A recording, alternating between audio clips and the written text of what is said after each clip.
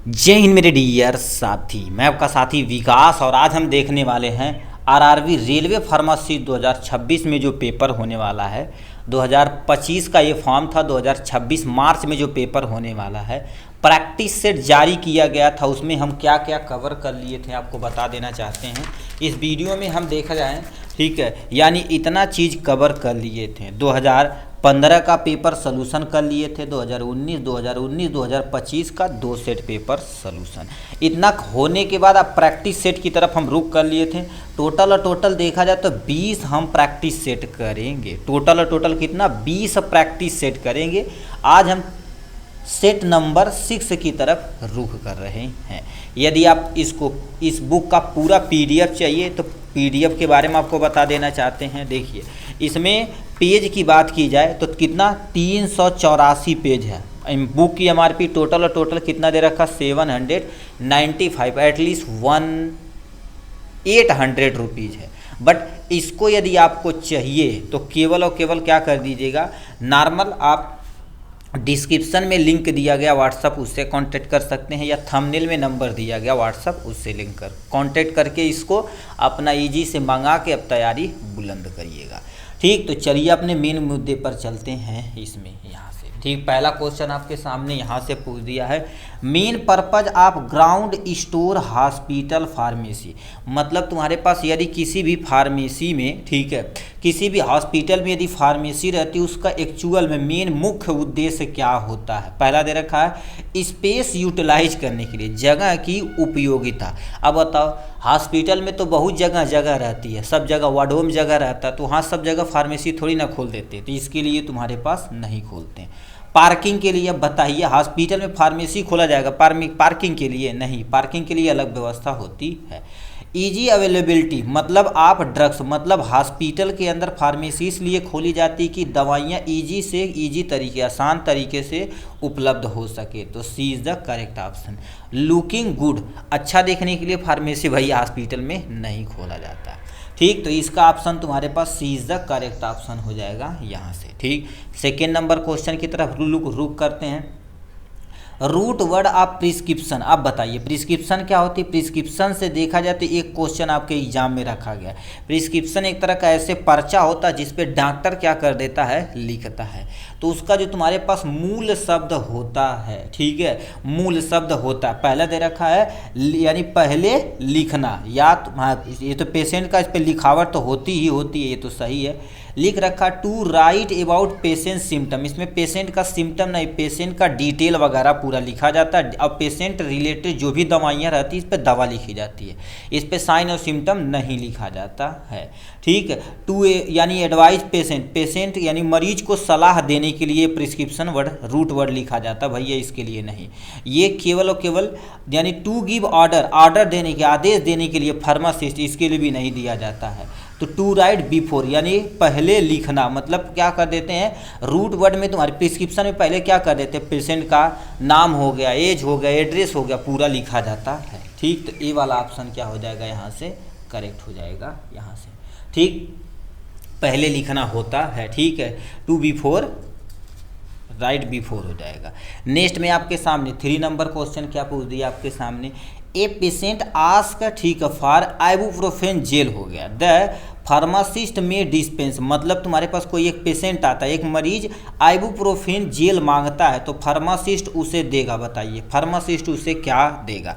मतलब आइबुप्रोफेन क्या होता है, यदि आप गांव में कॉम्बीफ्लॉम का नाम सुने होंगे, ठीक है, कॉम्बीफ्लॉम का नाम सुने होंगे, तो उसमें क्या होता है, ठीक है, आइबुप्रोफेन होता है, आइबुप्रोफेन होता है, अब प्लस में पैरासीटामॉल होता है। इन दोनों कॉम्बिनेशन मिलके क्या बनाते हैं आपके सामने, कॉम्बीफ्लॉम। अब आइबुप्रोफेन देखा जाए तो यानी दर्द निवारक होता है। ठीक, तो आइबुप्रोफेन यदि तुमसे जेल कोई मांगे तो बताओ इसमें से क्या देंगे। ठीक है, तो कह दिया आपके सामने, पहला दे रखा है लिख रखा ओरिवा वेल दे रखा, भैया इसका प्रयोग नहीं करे कि आइबुटॉल यानी आइबुटॉप जो होता है जेल, ये तुम्हारे पास आइबुप्रोफेन है तो जो दर्द निवारक की तरह काम करता है, तो ये देख करेक्ट ऑप्शन हो जाएगा यहाँ से। ठीक, अब देखिए यहाँ पर साफ साफ लिख रखा है आइबुप्रोफेन जेल मांगता है तो फार्मासिस्ट उसे क्या देगा? आइबुप्रोफेन जेल का उपयोग दर्द में राहत, मांसपेशियों में दर्द और जोड़ों में दर्द, मामूली चोट जैसे सूजन को कम करने के लिए किया जाता है। आमतौर पर इसे दिन में 4 बार लगाया जाता है, लेकिन पैकेजिंग पर दिए गए निर्देशानुसार या कोई डॉक्टर आपको प्रिस्क्राइब करे कितना बार लगाना, उतनी ही बार लगाना पड़ेगा। ठीक है, तो इसमें तुम्हारे पास क्या हो गया? एबुटॉल दिया जाएगा। ठीक, तो ये आपके सामने 3rd number. 4th number question क्या पूछा? Cure of blindness in example of following advertisement, मतलब तुम्हारे पास अंधेपन का इलाज निम्नलिखित में से विज्ञान में से कौन है? मतलब कोई व्यक्ति अंधा है, ठीक है, तो उसके एडवर्टाइजमेंट के लिए क्या है? सबसे पहले तुम्हारे पास क्या लिख रखा? अंधेपन का इलाज निम्नलिखित विज्ञापन का उदाहरण है, प्रोहिबिटेड होता है। ठीक है, तो ये आपके सामने करेक्ट हो जाएगा। देखिए यहाँ से क्या लिख रखा आपके सामने? अंधे प्लस यानी अंधे पन के इलाज का दावा करने वाले विज्ञापनों को, ठीक है, विज्ञापनों का या आमतौर पर, ठीक है, निषेध माना जाता नहीं। कहते हैं तुम्हारे पास अभी देखेंगे अलग अलग जगह बोर्ड लगा होता है कि बवासीर जड़ से ठीक कर देंगे, शुगर जड़ से ठीक कर देंगे, ये ठीक कर देंगे, गुप्त रोग इसमें मिले, ये सब वो सब देखा जाए तो एक्चुअल में जो रेमेडीज होती, जो जादुई होती ना, उस एक निर्देश होता है, उस पर आप करेंगे तो भाई आपकी दवाइयाँ बहुत ही खराब होती हैं वो सब। ठीक है, उसका उपयोग न करिए तो ज़्यादा।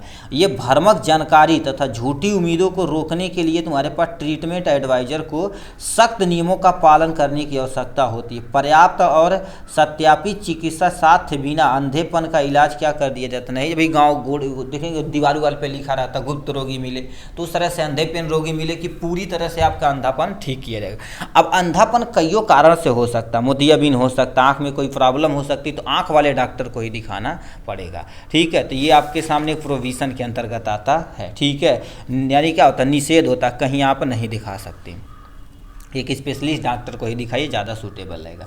5वां number, which part of prescription contain the prescriber direction to the patient, याद रखना, इसी को याद रखना, direction to the patient reading, ठीक है, रिगार्डिंग, ठीक है, regarding the dose from the preparation a number of the dose to be dispense, मतलब नुस्खे के किस भाग पे फार्मासिस्ट को तैयार करने के लिए तुम्हारे पास प्रयोग किए जाने वाला है।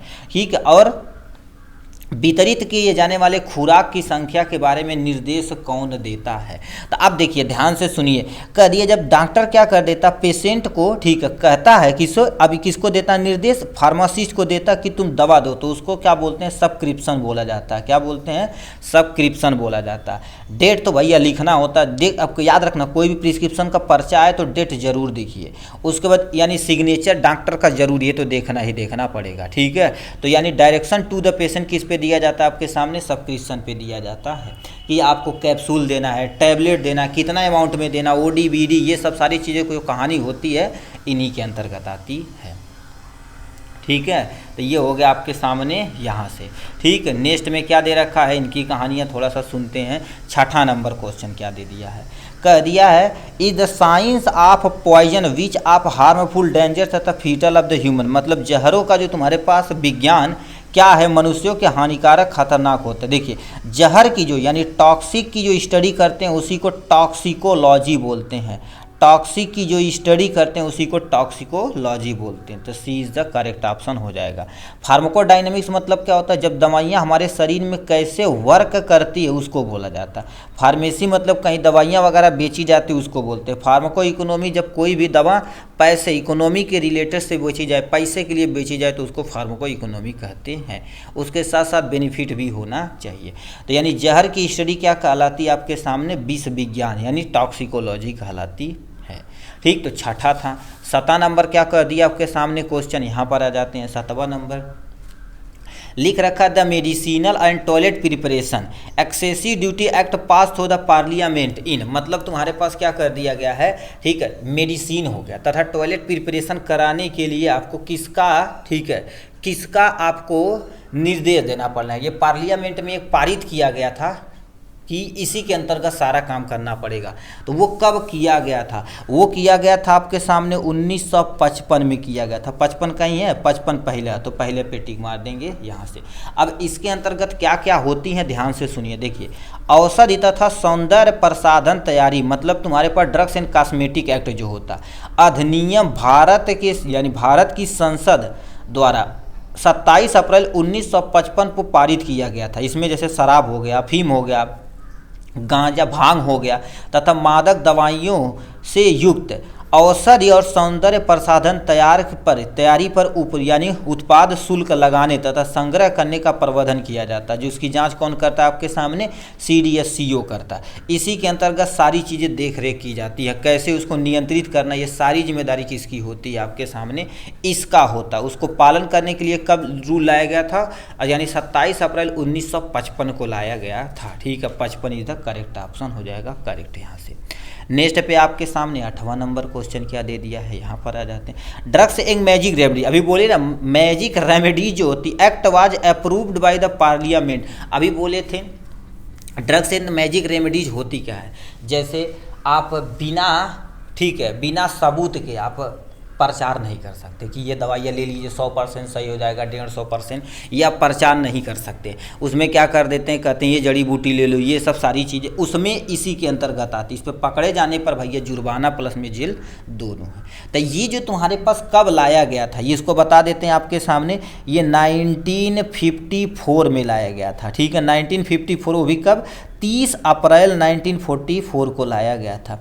तो आपके सामने 30 अप्रैल, 30 ये तुम्हारे पास हटा दो, ठीक है, ये भी गलत, ये भी गलत, ये तुम्हारे पास ये भी गलत, बचा एक आपके सामने 30 अप्रैल। तो ए वाला ऑप्शन करेक्ट हो जाएगा यहाँ से।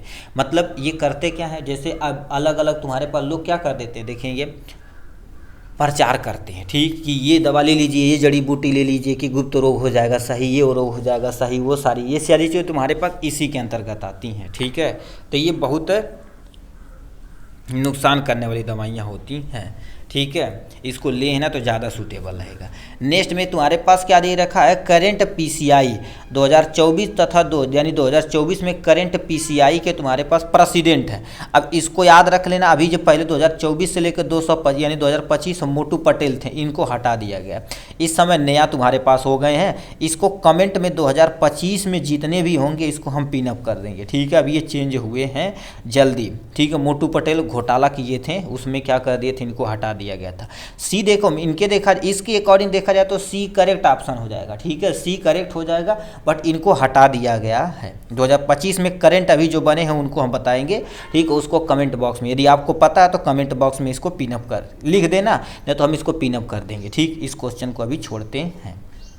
नेक्स्ट में क्या लिख रखा है आपके सामने यहाँ पर 10वां number, Bengal chemical and pharmaceutical. ठीक है, यानी बेंगल तुम्हारे पास क्या होगा, बंगाल केमिकल तथा फार्मास्यूटिकल जो कलकत्ता में, यानी वर्क्स की स्थापना किसने किया हुआ था, यानी किसने की थी। ये भी बढ़िया क्वेश्चन पूछा हुआ था, यानी किन्होंने, ठीक है, यानी किनके द्वारा क्या कर दिया था, ये सब सारी चीज़ें की गई थी। ठीक है, तो ये तुम्हारे पास आचार्य, ठीक है, चंद्रा, ठीक है, प्रफुल्ल चंद्रा राय के द्वारा की गई थी। ठीक है, वो भी कब की गई थी आपके सामने, 1901 में की गई थी। क्या 1901 में की गई थी, जो आपके सामने देखिए लिख रखा है, यहाँ से लिख रखा 1901 में कलकत्ता। ठीक है, क्या लिख रखा, न्यू, इस समय पहले कलकत्ता बोलते हैं, इस समय कोलकाता बोला जाता है, नया जो नाम है, में बंगाल केमिकल एंड फार्मास्यूटिकल वक्र की स्थापना की थी। ये प्रसिद्ध वैज्ञानिक और उद्यमी थे। इनका उद्देश्य स्वदेशी तकनीकों से, यानी क्या लिखा, गुरुत्वापूर्ण दवाओं के रासायनिक उत्पाद के बल्कि करके भारतीय और आत्मनिर्भर उद्यमी को बढ़ावा देने का काम करता थे। ठीक, तो ये आपके सामने कौन से ऑप्शन हो जाएंगे, आपके सामने सिंपल सा याद रखना है इसे। मतलब ये जो तुम्हारे पास है, यानी बंगाल केमिकल एंड फार्मास्यूटिकल की स्थापना किसने किया हुआ था, तो बोल देंगे आचार्य प्रफुल्ल चंद्रा राय, 1901 में किया हुआ था। बस काम खत्म। अब यहाँ से तुम्हारे पास क्या लेता है, बायोलॉजिकल तथा स्पेसिकल प्रोडक्ट। अब बताओ, ये बताओ किस शेड्यूल के अंतर्गत आता, सी तथा C1 के अंतर्गत आता है। यानी जितने भी बायोलॉजिकल प्रोडक्ट होते हैं आपके सामने C तथा C1 के अंतर्गत आता है। यदि आप लॉ एंड इथिक्स में देखे होंगे ना, फार्मेसी लॉ एंड इथिक्स में, तो जितने भी बायोलॉजिकल प्रोडक्ट होते हैं इसी के अंतर्गत आते हैं। देखिए ये आपके सामने सी देखा, देखो सी दे रखा, लिस्ट ऑफ बायोलॉजिकल तथा स्पेशल प्रोडक्ट, जैसे तुम्हारे पास इंपोर्ट करना, सेल करना, डिस्ट्रीब्यूट करना, जितने भी सब चीज़ होते हैं वो सब सी और C1 के अंतर्गत अदर स्पेशल तुम्हारे पास चीज़ें आते हैं। तो इसको थोड़ा सा याद रखना यहाँ से।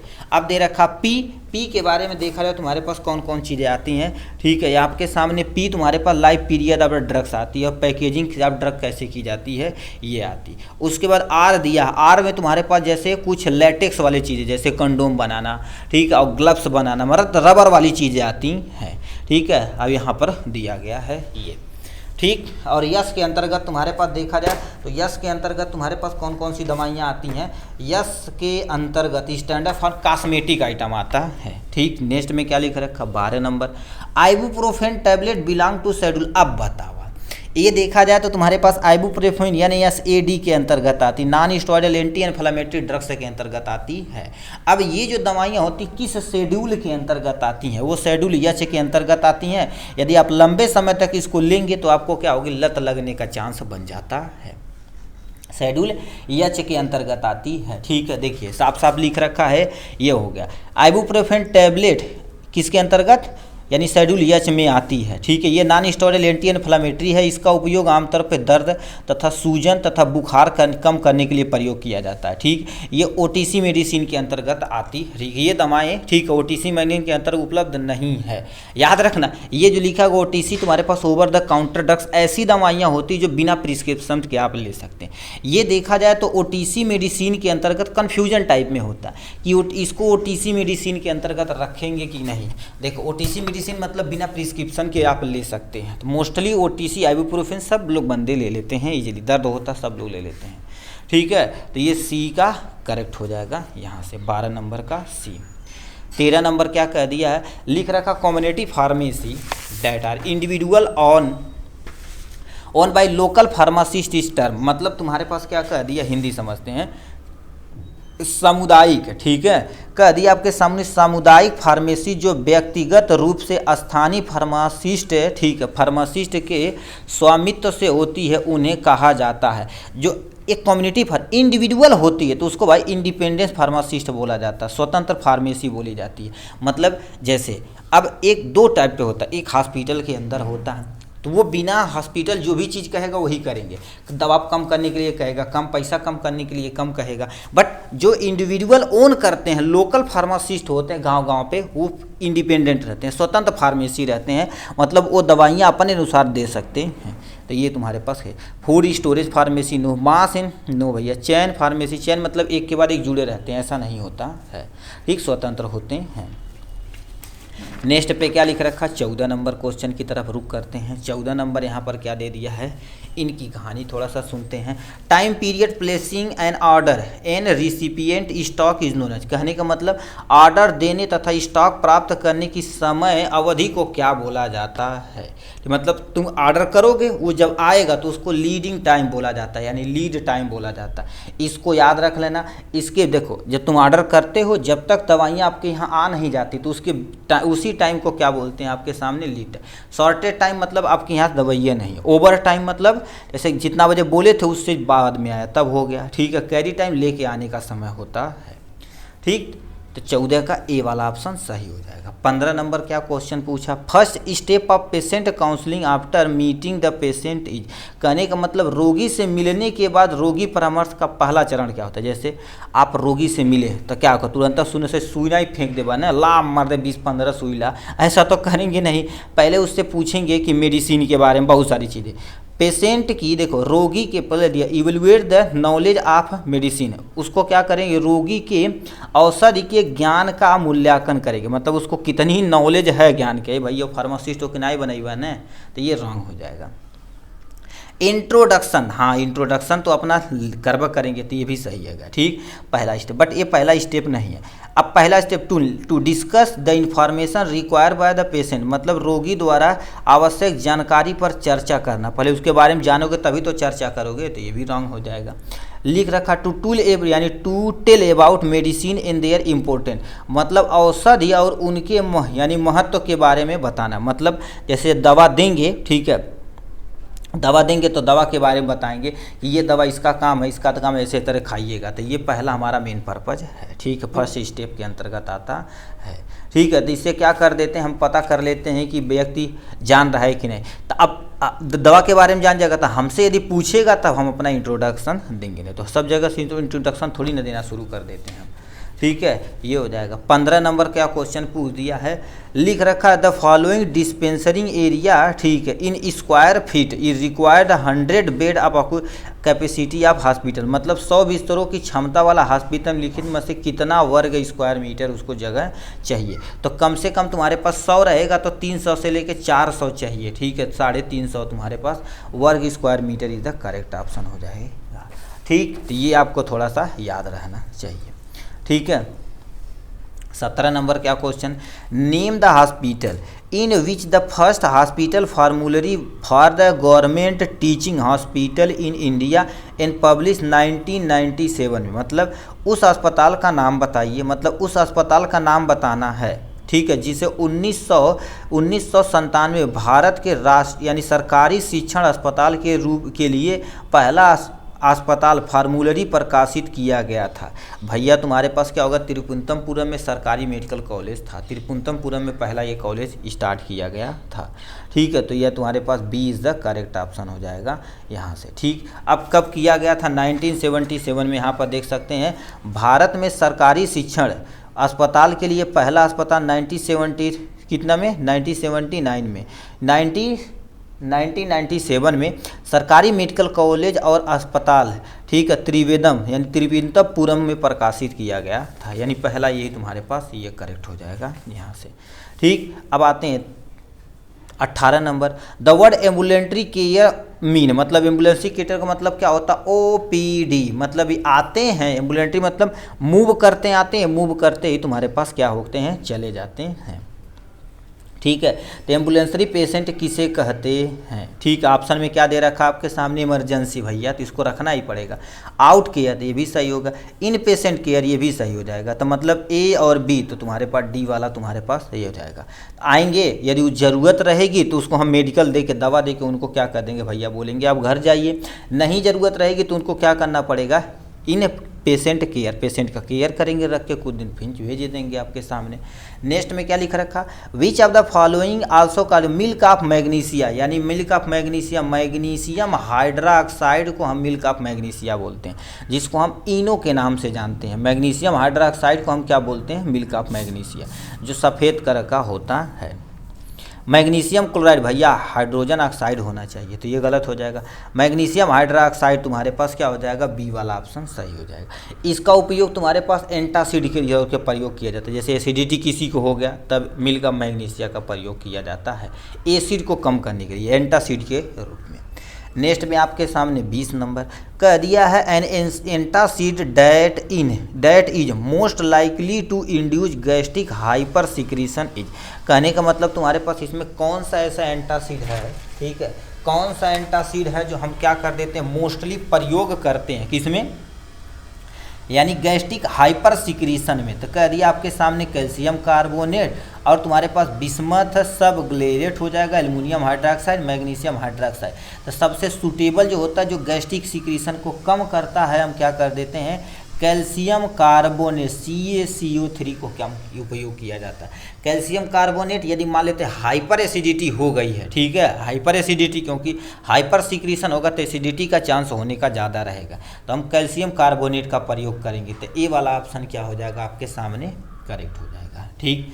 नेक्स्ट में तुम्हारे पास मिल्क ऑफ मैग्नीशिया एग्जाम्पल आप बताइए, इसमें से तुम्हारे पास मिल्क ऑफ मैग्नीशिया का एग्जाम्पल है।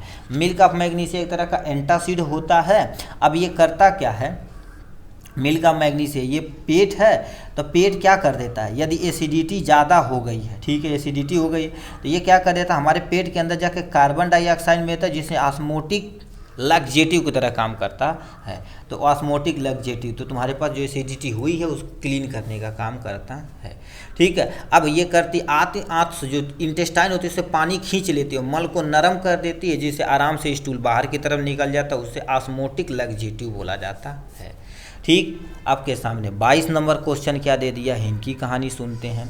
कह दिया है selective estrogen receptor modulator is. अब ईस्ट्रोजन क्या होता है? एक तरह का फीमेल हार्मोन होता है। इसमें तुम्हारे पास सिलेक्टिव यानी ईस्ट्रोजन रिसेप्टर मॉड्यूलेटर होता है। मॉड्यूलेटर मतलब थोड़ा सा मॉड्यूलेट करने का काम, आगे बढ़ाने का काम इसमें होता है। इसमें तुम्हारे पास टैमोजीफेन होता है, ठीक है, टैमैक्सोफेन होता है, तो B is the correct option हो जाएगा। अब इनकी कहानियाँ थोड़ा सा यहाँ पर सुन लीजिए। देखिए लिख रखा आपके सामने टैमोक्सिफेन एक चयनात्मक यानी सेलेक्टिव एस्ट्रोजन रिसेप्टर मॉड्यूलर होता है।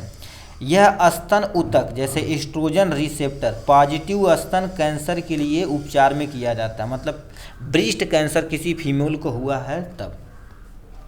एस्ट्रोजन विरोधी के रूप में कार्य करता है, लेकिन हड्डी तथा आपके सामने एंडोमेट्रियम जैसे अन्य ऊतक में, ठीक, आंशिक एगोनिस्ट प्रभाव होता है, ठीक है। अब ये तुम्हारे पास इस ऊतक को क्या कर देता है? एस्ट्रोजन रिसेप्टर की चुनिंदा रूप से मॉड्यूलेट करने का काम करता है, ठीक। तो ये आपके सामने दवाइयाँ हो गई यहाँ से, ठीक। नेक्स्ट में तुम्हारे पास 23 नंबर क्वेश्चन क्या पूछ दिया? 23 नंबर की कहानी सुनते हैं। कह दिया सिलेक्ट द डायूरेटिक, ऊपर थोड़ा सा करते हैं, select the diuretic that can uses gyno, ठीक है, आपके सामने गाइनो कोमेस्टिया एन मेस्टुअन इरेगुलेशन, मतलब तुम्हारे पास क्या हो जाएगा? जो मेस्टुरेशन है, ठीक है, जो मेस्टुअन साइकिल मासिक धर्म वो इरेगुलेशन हो जाती है, ठीक है। Adverse effect of the high dose, मतलब इसमें से कौन सी ऐसी दवाइयाँ यदि खाएंगे तो जो मेस्टुअन साइकिल वो भी डिस्टर्ब हो जाती है, ठीक है। तो कौन सी दवाइयाँ खाएंगे? तो इसमें तुम्हारे पास क्या होगा? स्पाइरोलैक्टोन खाएंगे तो दिक्कत हो सकती है। स्पाइरोलैक्टोन तुम्हारे पास तगड़ा साइड इफेक्ट करता है। और ये क्या कर देता है, ठीक है, ये तुम्हारे पास है। देखिए इसमें अब ये जो तुम्हारे पास कहाँ दे रखा है, ये जो पोर्शन होता है ये मेल में होता है। ये मेल का छाती वाला रीजन देखेंगे बढ़ने लगता है, ठीक है। तो उसमें नहीं से कहते हैं छाती में गांठ टाइप में हो जाती है, वो मेल के आदमी के।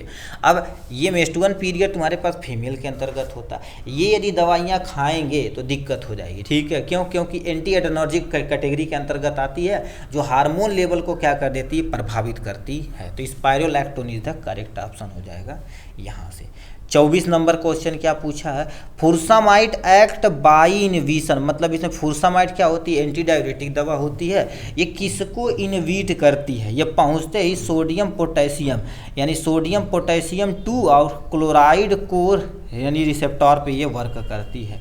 तो ए वाला ऑप्शन का सही हो जाएगा। क्यों? क्योंकि ये डायूरेटिक होती हुई किस पे काम करती है? लूप डायूरेटिक पे काम करती है, जिससे यूरिनेशन के फ्लो को थोड़ा सा तेज कर देती है, ठीक। तो 24 नंबर का ये क्वेश्चन था। 25 नंबर क्वेश्चन की तरफ रुख करते हैं, आपके सामने यहाँ पर आ जाते हैं।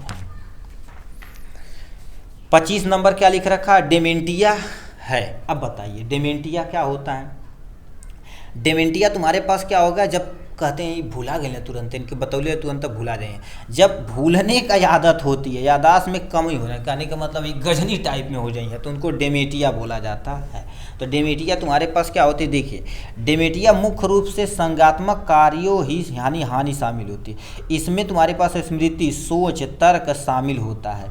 यह किसी व्यक्ति के रोजमर्रा की गतिविधियों को करने की क्षमता होती है। इसमें अल्जाइमर जैसी लक्षण देखने को मिलता है, ठीक है। इसमें तुम्हारे पास जो भी न्यूरॉन होते धीरे धीरे क्षय होने लगते हैं, जिससे आपको थोड़ा सा डिस्टर्बेंस टाइप में लगेगा, ठीक। नेक्स्ट में होगा 26 number SI unit of temperature. Temperature की एसआई यूनिट कहेगा तो याद रखना केल्विन पे मानना। आप किसमें? केल्विन पे टिक मारना। कहाँ दे रखा आपके सामने? केल्विन, तो केल्विन पे। फ़ारेनहाइट अलग बात, सेल्सियस अलग बात, ये अदर यूनिट है। जूल तो भैया उष्मा की यूनिट है। तो kelvin is the correct option हो जाएगा यहाँ से। नेक्स्ट में तुम्हारे पास क्या लिख रखा? 27 number, what is a primary mechanism of action statin medication in, ठीक, इन ट्रेनिंग हाइपो, ठीक, हाइपर है, हाइपर कैलेस्ट्रोरेलेमिया दे रखा, मतलब तुम्हारे पास हाइपर कैलोस्ट्रोमिया के उपचार में स्टैटिन दवाओं की क्रिया के प्राथमिक तंत्र होते हैं। मतलब तुम्हारे पास क्या होते हैं? यदि मान लेते हैं आपके शरीर के लेवल में कोलेस्ट्रॉल लेवल बढ़ चुका, तो उस कंडीशन को हाइपर कोलेस्ट्रेमिया बोला जाता है। अब इसमें स्टैटिन मान लेते दी जाए तो हमारे शरीर के अंदर कौन सी मैकेनिज्म करता है? ये पहुँचते ही तुम्हारे पास क्या होगा? जो तुम्हारे पास HMG कॉक्स रेडक्टेज होता है, इसको इनहिबिट करता है, जिससे कोलेस्ट्रॉल लेवल धीरे धीरे सही हो, यानी तुम्हारे पास सही हो जाता है। ठीक, तो इसमें तुम्हारे पास देखिए, ये यदि कोलेस्ट्रॉल लेवल बढ़ेगा तो हाई डेंसिटी लिपोप्रोटीन की संख्या बढ़ती होगी, ये पहुंचते इसको कम करेगा तो ये लो डेंसिटी लिपोप्रोटीन को बनाएगा, जो गुड यानी कोलेस्ट्रॉल के अंतर्गत आता है। ठीक है, तो ये आपके सामने हो जाएगा यहाँ से।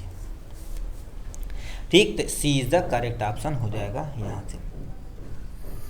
ठीक, इसको तुम्हारे पास क्या बोलते हैं, बैड कोलेस्ट्रॉल बोलते हैं। ठीक है, और ये आपके सामने क्या हो जाएगा, गुड कोलेस्ट्रॉल होते हैं। ठीक है, ये बैड होता है, ये तुम्हारे पास ये बैड होता है, ये तुम्हारे पास गुड कोलेस्ट्रॉल होता है। 28 नंबर क्वेश्चन क्या पूछ दिया है, what is a primary purpose of nebulization in respiratory therapy. मतलब तुम्हारे पास क्या होता है, कहते हैं इनको सांस लेने में कोई प्रॉब्लम है तो कहते हैं नेबुलाइजर कर दिया जाए। तो नेबुलाइजर का जो मेन उद्देश्य होता है वो क्या होता है, इसको बताना पड़ेगा। क्या लिख रखा है आपके सामने पहला ऑप्शन में, क्या दे रखा, to deliver oxygen to patient. भैया ऑक्सीजन थोड़ी ना पेशेंट को हम देने का काम करते हैं, उसके लिए ऑक्सीजन लगाने के ऑक्सीजन सिलेंडर देना पड़ेगा। एटमोथ इंट्रावेनस मेडिकेशन, अब भैया इंट्रावेनस थोड़ी ना इनहेलेशन दे रहे हैं तो इंट्रावेनस काहे कर रहे हैं। Convert liquid medication to the fine mist for inhalation, भैया सही है, क्यों, क्योंकि जो भी दवाइयाँ रहती हैं इनहेलर में भर के उसे छोटे पार्टिकल में इनहेल करवाते हैं उनके शरीर के अंदर, और फेफड़े के द्वारा पूरे शरीर में मेंटेन होता है। तो C is the correct option हो जाएगा यहाँ से। ठीक है, अब ये कब कराते हैं, जब किसी व्यक्ति को मान लेते हैं बहुत ज़्यादा, ठीक है, सांस लेने में अस्थमा में हो, COPD हो, तो ये सब कंडीशन में हम देने का काम करते हैं। ठीक, 29 नंबर क्वेश्चन क्या पूछ दिया, यहाँ पर कहानी चलती है। What is a primary function of the bronchodilator, bronchodilator in the treatment of respiratory condition. Bronchodilator क्या होता है, जो ब्रोंक्यूल को डायलेट करता है, थोड़ा सा चौड़ा करता है, उस कंडीशन को आपके सामने ब्रोंकोडाइलेटर करते हैं। अब ब्रोंकोडाइलेटर बताओ, तुम यहाँ से एक पतला है और एक तुम्हारे पास नस इतना मोटा है। ठीक, अब बताओ इसमें ऑक्सीजन आराम से एक जगह से दूसरे जगह जाएगा, इसमें थोड़ा सा लो जाएगा, क्यों, क्योंकि ज़्यादा रहेगा तो ऑक्सीजन का ट्रांसपोर्टेशन एक जगह से दूसरे जगह बहुत आसानी से चला जाएगा। तो क्या लिख रखा आपके सामने, to reduce inflammation in airway, मतलब तुम्हारे पास ये सूजन को कम करता है, पहला कंडीशन। दूसरा कंडीशन सूजन को नहीं कम करता, उसकी जो ठीक है जो चौड़ाई होती है उसको कम कर इस बढ़ाता है। Promote the mucus production, mucus production कराएगा तो भैया कफ बन जाएगा तो दिक्कत हो जाएगी। To dilate the air wave improve, हाँ देखिए बट डायरेक्ट मतलब जो एयर वेव होती है थोड़ा सा चौड़ा करता है, जिससे हमारी हवाएं एक स्थान से दूसरे स्थान तक जाती हैं। तो C is the correct option हो जाएगा यहाँ से 29 नंबर का ये। अब हम आ जाते हैं तुम्हारे पास 30 नंबर पे क्वेश्चन पे, what is a primary purpose of the peak flow meter in management of asthma. मतलब तुम्हारे पास जैसे कह दिया अस्थमा के प्रबंध में पीक फ्लो मीटर का प्राथमिक उद्देश्य क्या है, ये आपके सामने यहाँ पर दिया गया। प्राथमिक उद्देश्य क्या है, ये हम जानते हैं कि बंदे का लंग्स कैसा है, लंग्स फंक्शन सही है कि नहीं। ग्लूकोज लेवल के लिए ग्लूकोमीटर का प्रयोग करते हैं। एक्सेसिव लंग फंक्शन, मतलब लंग्स का फंक्शन को मेंटेन करने के लिए कि बंदे को अस्थमा वगैरह तो नहीं हुआ है ना, ठीक है। तो इससे क्योंकि सांस लेने में कोई भी प्रॉब्लम होगी तो हमारे पास क्या करना, इसी मीटर से हम कि अस्थमा के ट्रीटमेंट में किया जाता है। अस्थमा याद रखना, अस्थमा किससे रिलेटेड, लंग से रिलेटेड, तो लंग पे टिक मार देना, बस काम खत्म। 31 number, which of the following statement state the function of the mineral in human body. बताइए मिनरल हमारे शरीर में करता क्या। मिनरल नॉर्मली देखा जाए तो हमारे शरीर के अंदर इलेक्ट्रोलाइट को बैलेंस करता है, इसलिए कहते हैं मिनरल वाटर पिएंगे तो उसमें तुम्हारे पास पोटेशियम होगा, सोडियम होगा, क्लोरीन होगा, या फिर ये सब तुम्हारे पास मिनरल, कैल्शियम होगा, ये सब मिले रहते हैं। पहले दे रखा they are good source of the vitamin E. अरे भैया विटामिन ई कहाँ तू गुस्सा हुआ था मर दे। Maintain the electrolyte balance in the human fluid, भैया एकदम सब सही है। इसेंशियल ऑक्सीडेशन ऑफ फैट, पनियों में फैट पावा जाला, कहाँ मर दे, ठीक है। मिनरल में कहाँ फैट पावा जाला। लो, ठीक है। ब्लड कोलेस्ट्रॉल, भैया गलत हो जाएगा, तो B is the correct option हो जाएगा यहाँ से। 32 नंबर क्वेश्चन क्या पूछ दिया, इनकी कहानी सुनते हैं थोड़ा सा। Which of the following not major physiological ion, मतलब मेजर मतलब ज़्यादा, फिजियोलॉजिकल आयन मतलब जो एक्टिविटी की जाती है आयन, ठीक है, नहीं है, हमसे पूछा है नहीं है, इसके बारे में बताना पड़ेगा। तो सबसे पहले आ जाते हैं क्लोराइड। हमारे शरीर के अंदर NaCl आता है जो मेजर, ठीक है, क्लोराइड के फिजियोलॉजिकल काम करता था, ये तो सही है। सोडियम यानी तुम्हारे पास क्या होता है, यानी सोडियम क्लोरीन दोनों होगा, क्लोरीन यहाँ सोडियम यहाँ। पोटेशियम भी हमारे शरीर में पाया जाता है। आयरन की मात्रा हमारे शरीर के अंतर्गत क्या होती है, नॉट मेजर, ठीक है, फिजियोलॉजिकल फंक्शन। ये केवल और केवल हीमोग्लोबिन पाया जाता है जो ऑक्सीजन को एक जगह से दूसरी जगह ट्रैप करने का काम करता है, ये मेजर के अंतर्गत नहीं आता है। ठीक, तो D is the correct option हो जाएगा। ठीक है, इसकी मात्रा ट्रेस अमाउंट में अभी माइक्रो में, यानी माइक्रो में देखे होंगे। नेक्स्ट में तुम्हारे पास mineral deficiency in vitamin C, deficiency in the milk, मतलब मिल्क में तुम्हारे पास कौन सा चीज़ इसमें से नहीं पाया जाता, याद रखना, कह दिया नहीं पाया जाता। यदि कैल्शियम पिएंगे यानी दूध पिएंगे तो फास्फोरस मिलेगा, सोडियम मिलेगा, पोटेशियम मिलेगा, कैल्शियम मिलेगा, बट आयरन की मात्रा नहीं मिलेगी। तो आयरन तुम्हारे पास है, ठीक है, हो जाएगा। ठीक है, डिफिशिएंट यानी क्या होता है, दूध में डैश आयरन खनिज की कमी होती है, मतलब आयरन यहाँ पर फिलअप कर देंगे यहाँ से। ठीक है, अब भैया आयरन की कमी कैसे मेंटेन करेंगे, आयरन की यदि कमी हो जाएगी तो आपको ज़्यादा से ज़्यादा क्या करना पड़ेगा, ग्रीन वेजिटेबल इंटेक करना पड़ेगा। क्या, ग्रीन वेजिटेबल इंटेक करना पड़ेगा, जिससे अपना काम होगा। ठीक, अब चलते हैं नेक्स्ट पे चलते हैं। अब आयरन की कमी होगी तो एनीमिया रोग हो जाएगा। Atomic mass of the calcium, calcium कितने नंबर पे है, 20 नंबर के, इसका एटॉमिक नंबर तुम्हारे पास 40 होगा।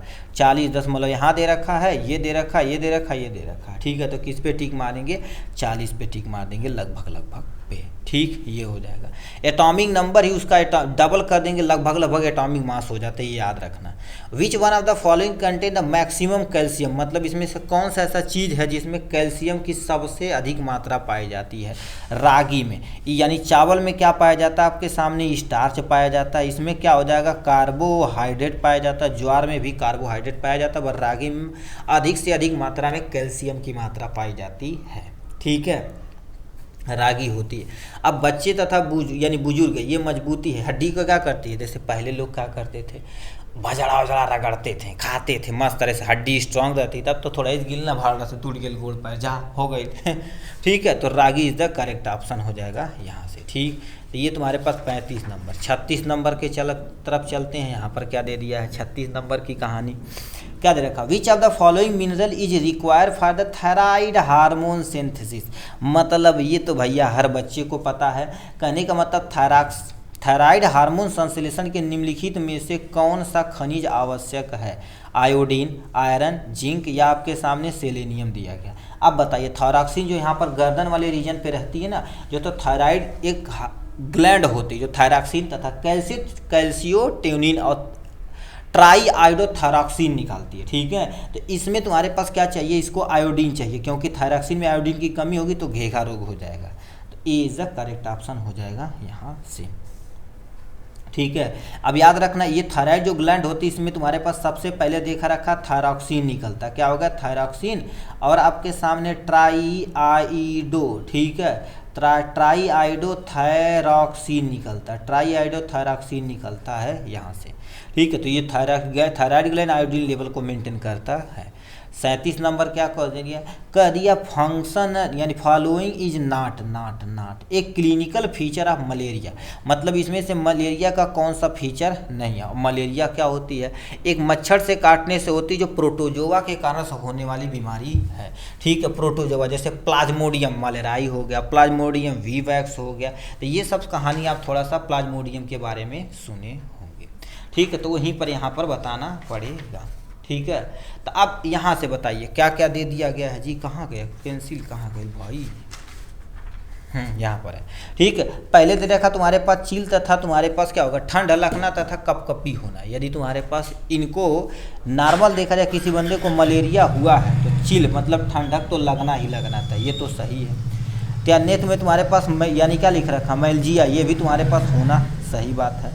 एनोरोक्जिया ये भी तुम्हारे पास सही है, बट कफ ये नहीं होता है, कफ नहीं होता, तो नहीं हमसे पूछा तो डी वाला ऑप्शन सही हो जाएगा। यहाँ से देखिए क्या क्या लिख रखा है आपके सामने, यहाँ से नैरिक यानी लक्षण नहीं है, खांसी, ठीक है, जैसे मलेरिया, मच्छर तथा फ्लू जैसे बीमारी शामिल होते हैं, जैसे कंपकपी, सर दर्द, मांसपेशियों में दर्द, ऐंठन टाइप में होगी, उतली मठली, दस्त होने का चांस हो जाएगा। आरबीसी की नुकसान के कारण मलेरिया में एनीमिया हो, यानी तुम्हारे पास खून की कमी, यानी त्वचा क्या हो जाएगी, पीला रंग हो जाता है, ये सब लक्षण होगी, बट कफ नहीं आता है, ठीक। यानी क्या होगा 38 number, cyclosporin is obtain from, अब भैया दे रखा साइक्लो ऑप, यानी तुम्हारे पास क्या होती है साइक्लो स्पोरिन देखा जाए तो साइक्लोस्पोरिन तुम्हारे पास क्या होती है, एक तरह की फंगीसाइड होती है जो फंगस से प्राप्त की जाती है, ठीक है, तो fungicide is the correct option हो जाएगा, ठीक। एरोबिक तुम्हारे पास है, एरोबिक होता मतलब जो प्रेजेंस ऑफ ऑक्सीजन में ग्रो करता है उसके लिए सूटेबल होता है, जैसे तुम्हारे पास ट्राइकोडर्मा पॉलीस्पर्मम होता है, देखिए यहाँ पर साफ साफ लिखा गया है, क्या लिखा रखा है, साइक्लोस्पोरिन व्यापक रूप से एरोबिक कवक, कवक मतलब फंजाई होती है, में जलगम्न कीड़वन द्वारा निर्मित किया जाता है, जिसे ट्राइकोडर्मा पॉलीस्पर्मम के रूप में पहचाना जाता है, लेकिन वर्तमान में इसे हम क्या बोलते हैं, टोलिपो क्लेमाइट क्या दे रखा है, इन्फ्लेटम के रूप में पहचाना जाता है, ठीक है। इसकी खोज के बाद इसे उत्पादन के लिए सूक्ष्म जीवों के अध्ययन के लिए किया जाता है। कवक एक यूकैरियोटिक होता है, इसमें क्लोरोप्लास्ट है, ठीक है, नहीं होता है, बट ये एब्जॉर्ब कर लेता है, जो सड़े गले हुए जो भोजन रहता है वहाँ से अपना भोजन ले लेता है, ठीक है। हेपेटाइटिस ही जब बताइए, हेपेटाइटिस क्या होती है, एक तुम्हारे पास लीवर में होने वाली प्रॉब्लम है जो किसके कारण से होती है, वायरस के कारण से होती है, ये वायरल इन्फेक्शन हो जाएगा, तो वायरल इन्फेक्शन सही हो जाएगा यहाँ से। अब याद रखना किसी को हेपेटाइटिस हुआ है तो बिना ग्लव्स के आप उससे ट्रीटमेंट नहीं करें तो ज़्यादा सूटेबल रहेगा। 40 नंबर क्या दे रखा आपके सामने, क्या दे रखा है, विच of the following not water wash disease, मतलब तुम्हारे पास क्या लिखा, निम्नलिखित में से कौन सी बीमारी जल से होने वाली नहीं है, मतलब पानी से होने वाली बीमारी नहीं है। पहले दे रखा खुजली, अब मान लेते हैं हमको खुजली हो गया है तो हम एक अब पानी से हम गाले धुले उसका तुम प्रयोग करोगे तो हो जाएगा, ठीक है। नेक्स्ट में तुम्हारे पास क्या लिख रखा, ट्राइकोमा भी तुम्हारे पास जल से होने वाली बीमारी नहीं है, बट कॉलरा देखा जाए तो जैसे कहते हैं हैजा हो गया, कालरा हो गया, ये तुम्हारे पास पानी से होने वाली बीमारी नहीं है, ठीक है, तो ये सी इज द करेक्ट ऑप्शन। देखो जल से होने वाली बीमारी जैसे ट्राइकोमा हो गया, ठीक, आती हैं क्योंकि जब व्यक्ति के पास स्वच्छ है, ठीक है, पास स्वच्छ बनाए रखने के लिए पर्याप्त पानी नहीं होता है तो इसका प्रयास कम करता है। विपरीत हैजा एक जल जनित बीमारी है, ठीक है। अब तुम्हारे पास अब हमसे पूछा नहीं है, देखो ये हैजा देखा जाए तो जल से होने वाली तुम्हारे पास बीमारी है, ठीक है। अब नेक्स्ट में अपर्याप्त धुलाई की वजह से रोगजनक दूषित पानी सेवन करने से होता, मतलब तुम खराब पानी यूज करोगे तो आपको हैजा, कॉलरा ये सब होने का चांस बन जाता है, ठीक है, तो ये हो जाएगा करेक्ट। अब आते हैं बीसीजी, बताइए बीसीजी वैक्सीन बताओ किसके लिए किया जाता है, ठीक है। बीसीजी वैक्सीन तुम्हारे पास ट्यूबरकुलोसिस के लिए किया जाता है। एंड अब ट्यूबरकुलोसिस क्या होती है, टीबी जिसको नॉर्मल भाषा में बोलते हैं, माइक्रोबैक्टीरियम ट्यूबरकुलोसिस को ट्रीट करने के लिए प्रयोग किया जाता है, वो भी किससे, ठीक है, प्रोटेक्शन अगेंस्ट, यानी वैक्सीन प्रोवाइड किससे प्रोटेक्शन करता है, लिख रखा CNS, यानी तुम्हारे पास पल्मोनरी ट्यूबरकुलोसिस के लिए भैया इसके लिए तो नहीं है किया जाता है, पल्मोनरी तथा CNS central nervous system TB के लिए नहीं किया जाता है, ठीक है, डिसमिनेटेड ट्यूबरकुलोसिस के लिए किया जाता है, तो B is the correct option हो जाएगा यहाँ से, ठीक है। इसका टीका आता लोगों को लगाया जाता है, जिससे टीबी का लक्षण क्या हो जाता है, टीबी की बहुत सारी बीमारियां कम हो जाती हैं, ठीक है। नेक्स्ट पे आ जाते हैं आपके सामने 42 नंबर क्या कर दिया है, लिख रखा which disease is transmitted by the following vector that is found in crack and, लिखा crevices of the wall of the day time, मतलब दिन के समय दीवारों की, यानी दीवारों की दरारें और दरारें पे पाए जाने वाले वेक्टर के कारण से फैलती है। इसमें से कौन सी बीमारी है, वेक्टर क्या होता है, ऐसी बीमारी जो क्या कर देती है, यहाँ पर जैसे कोई एक एनिमल होता है, एक मनई से दूसरे मनई में पहुँचाता है तो उसको वेक्टर कहते हैं, मतलब बीमारी को कैरी करता है, तो ये तुम्हारे पास, इसके लिए तुम्हारे पास क्या लिख रखा है, विसरल लेशमेनिया होती है, ठीक है।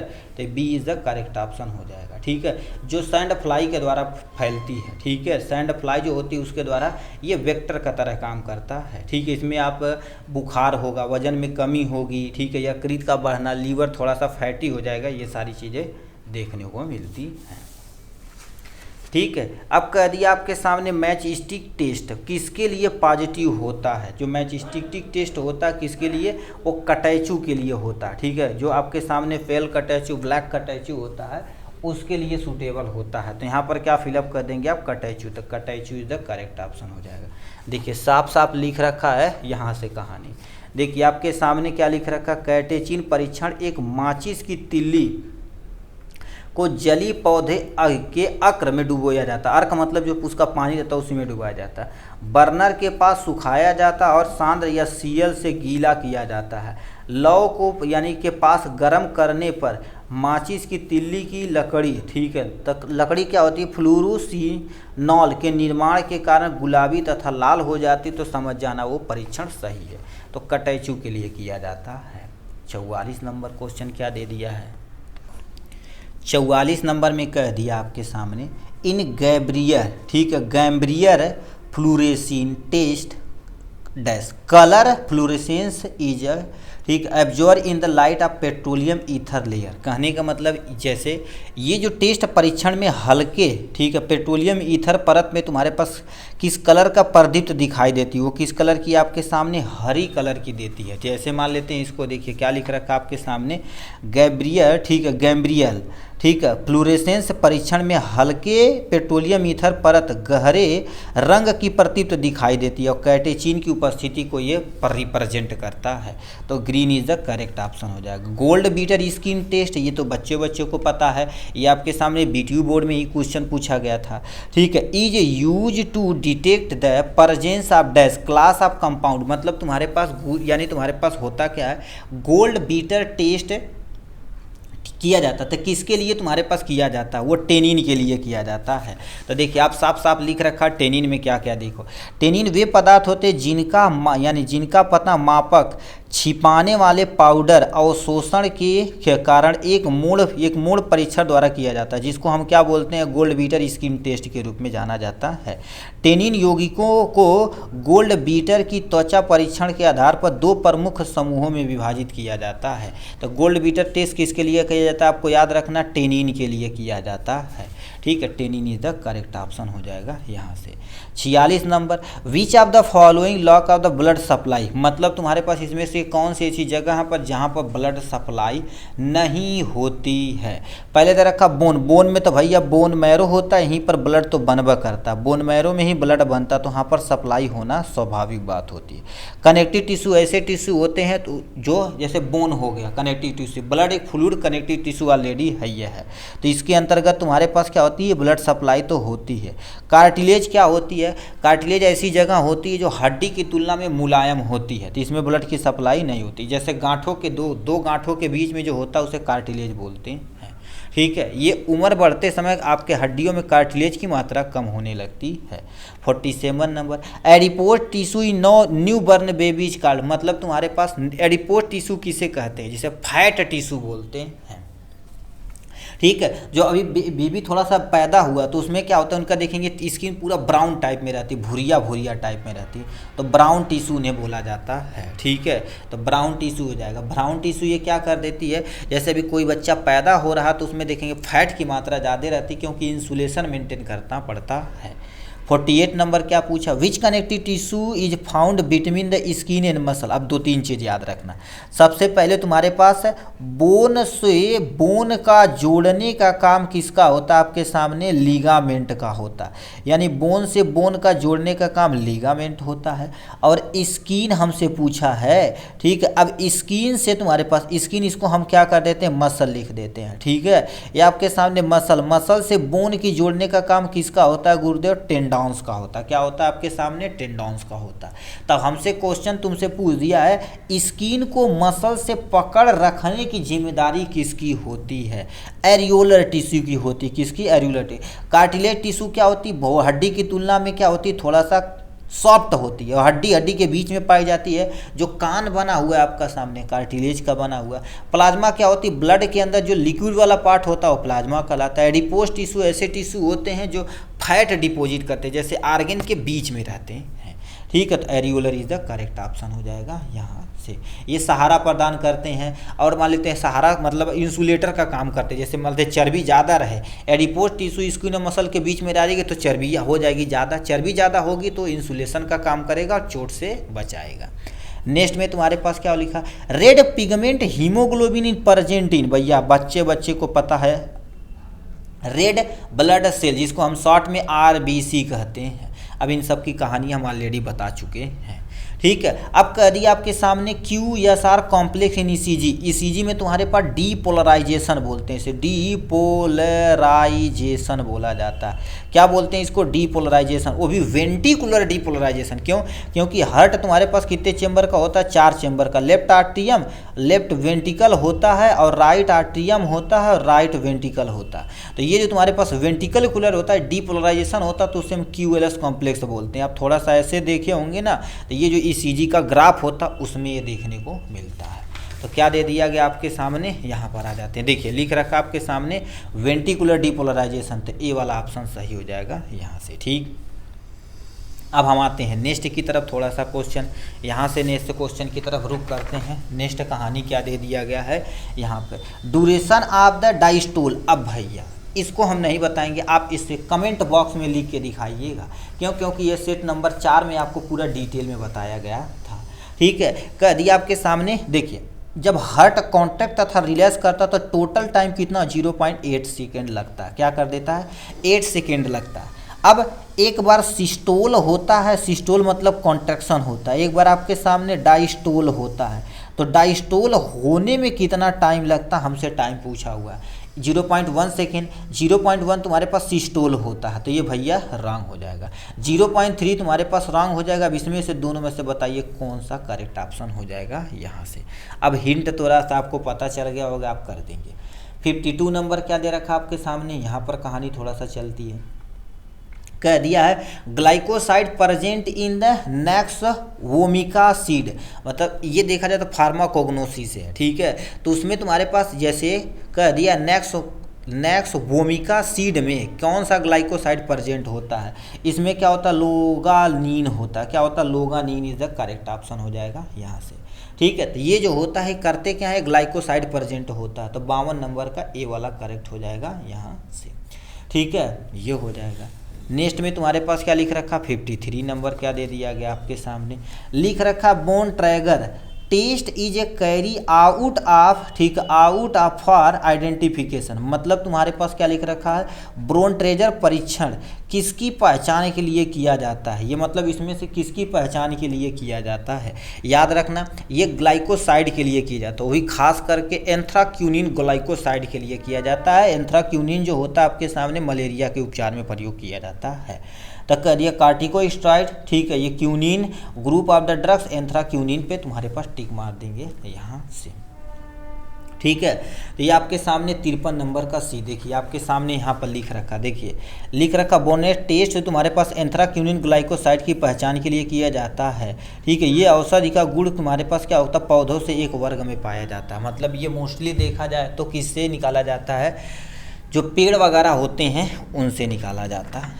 ठीक, नेक्स्ट में क्या लिख रखा आपके सामने, कीलर किनाली टेस्ट यूज टू डिटेक्ट। अब ये भी हर एक बच्चे को पता है, ये भी कम से कम 3-4 बार करा दिया गया था और 2019 में आया भी हो गया। कहने का मतलब कीनर जो किनाली टेस्ट होता है वो किसके लिए किया जाता है, डिजिटॉक्सीजेनिन के लिए किया जाता है, डिजिटॉक्सिनोजिन। ये तुम्हारे पास 54 नंबर का, ठीक है, नहीं भाई, ठीक है, डिजिटॉक्सीजुनिन नहीं, डिजिटॉक्सी नहीं, यहाँ पर डिजिटॉक्सी ये वाले तुम्हारे पास करेक्ट हो जाएगा यहाँ से। ठीक है, ये एक लिख रखा है डिजोटॉक्सीज होता है, इसमें अंतर्गत आता है भैया। ये ऑप्शन में ही गलत दे रखा था, ये भी गलत कर दो। ठीक है। और डिजिटॉक्सिजेनिन इसमें तो प्रयोग नहीं किया जाता है, डिजिटॉक्सिजेनिन इसमें भी प्रयोग किया जाता। बचा ये तुम्हारे पास, इस पे इधर करेक्ट ऑप्शन 54 नंबर का सी। ये कार्डियोग्लाइकोसाइड के तौर पे प्रयोग होता है ये वाला, हाँ अभी याद आया तुम्हारे पास, कार्डियोग्लाइकोसाइड हो जाएगा, कार्डियोग्लाइकोसाइड इसमें आता है इसके अंतर्गत, ठीक है, में पाया जाता है। ठीक, ये हार्ट वगैरह ट्रीटमेंट में प्रयोग किया जाता है। 55 नंबर क्या लिख रखा, potassium permanganate is a powerful. बताइए जो पोटेशियम परमैंगनेट यानी पोटेशियम परमैंगनेट होता KMnO4 एक स्ट्रॉन्ग एंटीऑक्सीडेंट यानी क्या होते हैं, ऑक्सीडाइंग एजेंट होता है। ठीक, ऑक्सीडाइंग एजेंट ऐसे क्या होते हैं जिसमें ऑक्सीजन जुड़ता, हाइड्रोजन रिमूव होता, उसको क्या बोलते हैं, ऑक्सीडेशन बोला जाता है। रिडक्शन मतलब क्या होता है, हाइड्रोजन जुड़ता ऑक्सीजन रिमूव होता, उसको रिडक्शन बोलते हैं। कैटालाइस्ट क्या होते हैं, जो किसी रिएक्शन को क्या कर देते हैं, थोड़ा सा तेज कर देते हैं। मिक्स मतलब दोनों काम करते हैं। तो ए वाला ऑप्शन क्या हो जाएगा, यहाँ से करेक्ट हो जाएगा यहाँ से। ठीक, अब जो ये जो तुम्हारे पास होता है ना ऑक्सीडाइंग एजेंट, इसलिए होता क्योंकि मान लेते हैं ऑक्सीजन को रिमूव करेगा तो बढ़िया काम कर जाएगा, ऑक्सीडाइंग एजेंट की तरह यूज करेगा, यूटिलाइज करेगा, तो जैसे एंटीसेप्टिक की तरह हम प्रयोग कर सकते हैं आराम से। ठीक, तो ये सारी चीज़ें प्रयोग की जाती है। एंटीसेप्टिक जो बैक्टीरिया के ग्रोथ को क्या कर देता है, नियंत्रित करता है, कौन, KMnO4। 56 number, pH of the buffer system यानी क्या लिखा है, ठीक है, पीएच ऑफ बफर सिस्टम मतलब तुम्हारे पास कोई बफर सिस्टम है तो उसका पीएच कैलकुलेट किया जाता है किसके द्वारा। ये भी क्वेश्चन आपके सामने पीछे ही मैंने पूछा गया था। इसमें तुम्हारे पास एच इक्वेशन होता है, इसी के द्वारा हम किया जाता है। ठीक है, एंडरसन हैंसबर्ग इक्वेशन होता है। अब इस इक्वेशन में तुम्हारे पास सबसे पहले पीएच पोटेंशियल ऑफ हाइड्रोजन लिया जाता है, उसके बाद पावर ऑफ की यह ऑक्सीजन ले लेते हैं, ऑक्सीजन नहीं ए ले लेते हैं। ठीक है, ये हो जाएगा। अब प्लस में तुम्हारे पास क्या कर देते हैं, लॉग ले लेते हैं और क्या कर देते हैं, कॉन्सेंट्रेशन ए, और बटे में तुम्हारे पास एच ए लिया जाता है, इसी को एच इक्वेशन बोला जाता है। तो B is the correct option हो जाएगा यहाँ से। 56 नंबर। 57 नंबर क्वेश्चन क्या पूछ दिया, इनकी कहानी यहाँ सुन लेते हैं थोड़ा सा। Which of these sulfonyl urea होता है, इसमें से तुम्हारे पास ऐसे कौन सा है जो सल्फोनाइल यूरिया है। सल्फोनाइल यूरिया तुम्हारे पास क्या हो गया, आपके सामने लिख रखा ग्लीकेलाजाइड होता है, तो ये तुम्हारे पास करेक्ट हो जाएगा यहाँ से। अब इनकी कहानी देखिए, लिख रखा क्या हो गया, अल्फा ग्लूकोसाइड अवरोधक कार्बोक्स होता है और मेल्टोलोज होता है। ठीक है, सल्फोनाइल यूरिया तुम्हारे पास ग्लीटाजाइड होता है, बिगुनाइड डेरिवेटिव में मेटफॉर्मिन और फेनाफॉर्मिन होता है। ठीक है, तो ये करेक्ट हो जाएगा यहाँ से। ठीक, ये हो गया नया। अब जो मेटाफॉर्मिन बताएं ना, ठीक है, मेटफॉर्मिन तुम्हारे पास बिगुनाइड के अंतर्गत आता है, बिगुनाइड, ठीक है, यानी डेरिवेटिव होता है, बिगुनाइड डेरिवेटिव होता है। ठीक है, डेरिवेटिव में प्रयोग किया जाता है। एक कॉर्बस जो तुम्हारे पास होता है, ठीक है, एक कॉर्बस देखा जाए तो तुम्हारे पास अल्फा, ठीक है, अल्फा ग्लूकोसाइड अवरोधक होता है, ठीक है, ग्लूकोसाइड इनहिबिटर होता है। क्या होता है, इनहिबिटर होता है। अब मेग्नीटोन जो तुम्हारे पास होता है इसी के अंतर्गत ये भी आता है, तो ये करेक्ट हो जाएगा यहाँ से, जो सल्फान्यूलाइन की कैटेगरी के अंतर्गत आता है। 58 नंबर क्या दे रखा है, इनकी कहानी थोड़ा सा सुन लेते हैं। विच of the following anti diabetic drugs sulfonyl urea derivative, मतलब इसमें से तुम, अरे भैया एक अभी क्वेश्चन में तो पूछ रहा है, मतलब ऐसी कौन सी दवाइयाँ जो सल्फान्यूल, ठीक है, यूरिएज डेरिवेटिव के अंतर्गत आती है, यूरिया डेरिवेटिव के अंतर्गत आती है। पहला आपके सामने क्या लिख रखा है, आपके सामने मेटफॉर्मिन, भैया नहीं, गिल्मी, ठीक है, क्या लिखा, ग्लिबेनक्लेमाइड होता है, तो ये तुम्हारे पास सही हो जाएगा। जो किसके अंतर्गत आता है, ये ओरल हाइपोग्लाइसेमी के लिए प्रयोग किया जाता है, जो इंसुलिन के स्राव को मेंशन करता है, जो हमारे पास पैंक्रियाज होती है बीटा सेल को मेंटेन करता है। ठीक है, किसी को हाइपोग्लाइसेमी की जरूरत हो जाए तब प्रयोग किया जाता है। ये जो दिया गया है ये बताओ किसका स्ट्रक्चर है, गिवन स्ट्रक्चर ऑफ ड्रग्स, मतलब ये जो ड्रग स्ट्रक्चर दिया गया है ये किसका है, फुरसामाइड का है, जो एंटी डाययूरेटिक के तौर पे प्रयोग किया जाता है। ठीक, इसका आईपीएसी नेम देखेंगे तुम्हारे पास नंबरिंग करके तो कितना आ जाएगा आपके सामने, 4 पे क्लोरो आता, क्या हो जाएगा आपके सामने, ये जो चौथा नंबर पे 4 क्लोरो हो जाएगा, 4 क्लोरो हो जाएगा, और 2 पे आपके सामने क्या हो जाएगा, फ्यूरान आ जाएगा, फ्यूरॉन आ जाएगा, और 2 पे आपके सामने मिथाइलिन हो जाएगा, आपके सामने मिथाइल अमीनो हो जाएगा। ठीक है, मिथाइल अमीनो हो जाएगा। और 5 पे आपके सामने ये सल्फो ग्रुप है, उसको चिपकाना पड़ेगा। 5 पे तुम्हारे पास ये 5 है, यहाँ पर क्या लिख देते हैं, सल्फो, ठीक है, सल्फा मोइल हो जाएगा। ठीक है, अब बेंजोइक एसिड हो जाएगा। ये जो रिएक्शन है बेंजोइक एसिड यहाँ पर हो जाएगा, बेंजोइक एसिड हो जाएगा। तो ये आपके सामने इसका पूरा आईयूपीएसी नेम दिया गया। इसका आईयूपीएसी नेम थोड़ा सा आप देख लीजिएगा यहाँ से। What is the chemical formula of the sulphuric acid, H2SO4 को सल्फ्यूरिक एसिड बोला जाता है। ठीक है, ये सल्फर डाइऑक्साइड हो जाएगा, हाइड्रोजन सल्फाइड हो जाएगा, H2SO4 is the high sulphuric acid हो जाएगा, जो खतरनाक एसिड के रूप में प्रयोग किया जाता है। लिख रखा सामने केमिकली टाल्क इज, मतलब जो टाल्क होता है वो केमिकली क्या पाया जाता है, इसके बारे में बताना पड़ेगा। ठीक है, तो टाल्क के अंदर केमिकली देखा जाए तुम्हारे पास मैग्नीशियम सिलिकेट होता है, मैग्नीशियम सल्फेट, मैग्नीशियम एल्यूमिनियम यहाँ दे रखा, मैग्नीशियम सिलिकेट, तो हाइड्रेट जो पानी में घुलनशील होता है। तो D is the correct option, जिसका केमिकल फार्मूला क्या होता है आपके सामने, Mg3 होता है, या साई आपके सामने 4 होता है, O पे आपके सामने 10 होता है, और OH आपके सामने होल्ट वाइज होता है। ठीक, तो इतना आपके सामने होता है। ठीक, नेक्स्ट पे तुम्हारे पास आ जाते हैं जिंक ऑक्साइड। भैया बताओ, जिंक ऑक्साइड एक एम्फोटेरिक होता है। क्या होता है एम्फोटेरिक, मतलब किसी एसिड और बेस दोनों के साथ रिएक्शन कर जाता है। Colour with the ferric oxide, मतलब तुम्हारे पास जिंक ऑक्साइड को यदि हम फेरिक ऑक्साइड के साथ क्या कर देते हैं, कलर कैसा होता है, कह दिया आपके सामने। पहला आपके सामने कार्मेल होता है, नो, कार्मेलोल होता है, नो, यानी क्या देखा, केलामाइन बनाता है। केलामाइन लोसनमा का नाम सुने होंगे। ठीक है, तो इसी से बनाता है, जो जिंक ऑक्साइड से ही बनता है। तो C is the correct option हो जाएगा यहाँ से। 63 नंबर, एक gram positive organism which produce warming on culture medium, मतलब तुम्हारे पास क्या हो गया, ग्राम पॉजिटिव जीव है। ठीक है, कोई भी जीव सकता है, जैसे बैक्टीरिया 2 टाइप, ग्राम पॉजिटिव और ग्राम नेगेटिव। तो यहाँ पर कह दिया ग्राम पॉजिटिव जीव जो संवर्धन माध्यम पर झुंड पैदा करता है। ठीक, मतलब जैसे जो कल्चर मीडियम दिया जाए, ठीक है, कल्चर मीडियम दिया जाए तो बड़ी तेज़ी से ग्रो करता है, उससे हम क्या बोलते हैं, प्रोटियस बोला जाता है। सोलोमोनेला टाइफी हो गया, तो ये क्लोस्ट्रीडियम टिटनाई हो गया, और क्या लिखा है, स्टेप्टोकोकस निमोनिया, ये सब निमोनिया काजेज करने वाले हैं। इसको यदि दिया जाए तो ये बड़ी तेज़ी से ग्रो करता है। ठीक, तो 63 नंबर का ये क्वेश्चन दिया गया है। नेक्स्ट में क्या लिख रखे आपके सामने, आगे कहानी चलते हैं। 64 नंबर क्या दे दिया गया है, यहाँ से आते हैं। क्या दे रखा है आपके सामने, excision and insertion of the gene is known है, जीन के निकालने तथा डालने की प्रक्रिया को क्या बोलते हैं, उसे जीन इंजीनियर ही कर सकते हैं भैया, जेनेटिक इंजीनियरिंग में क्या कर देते हैं।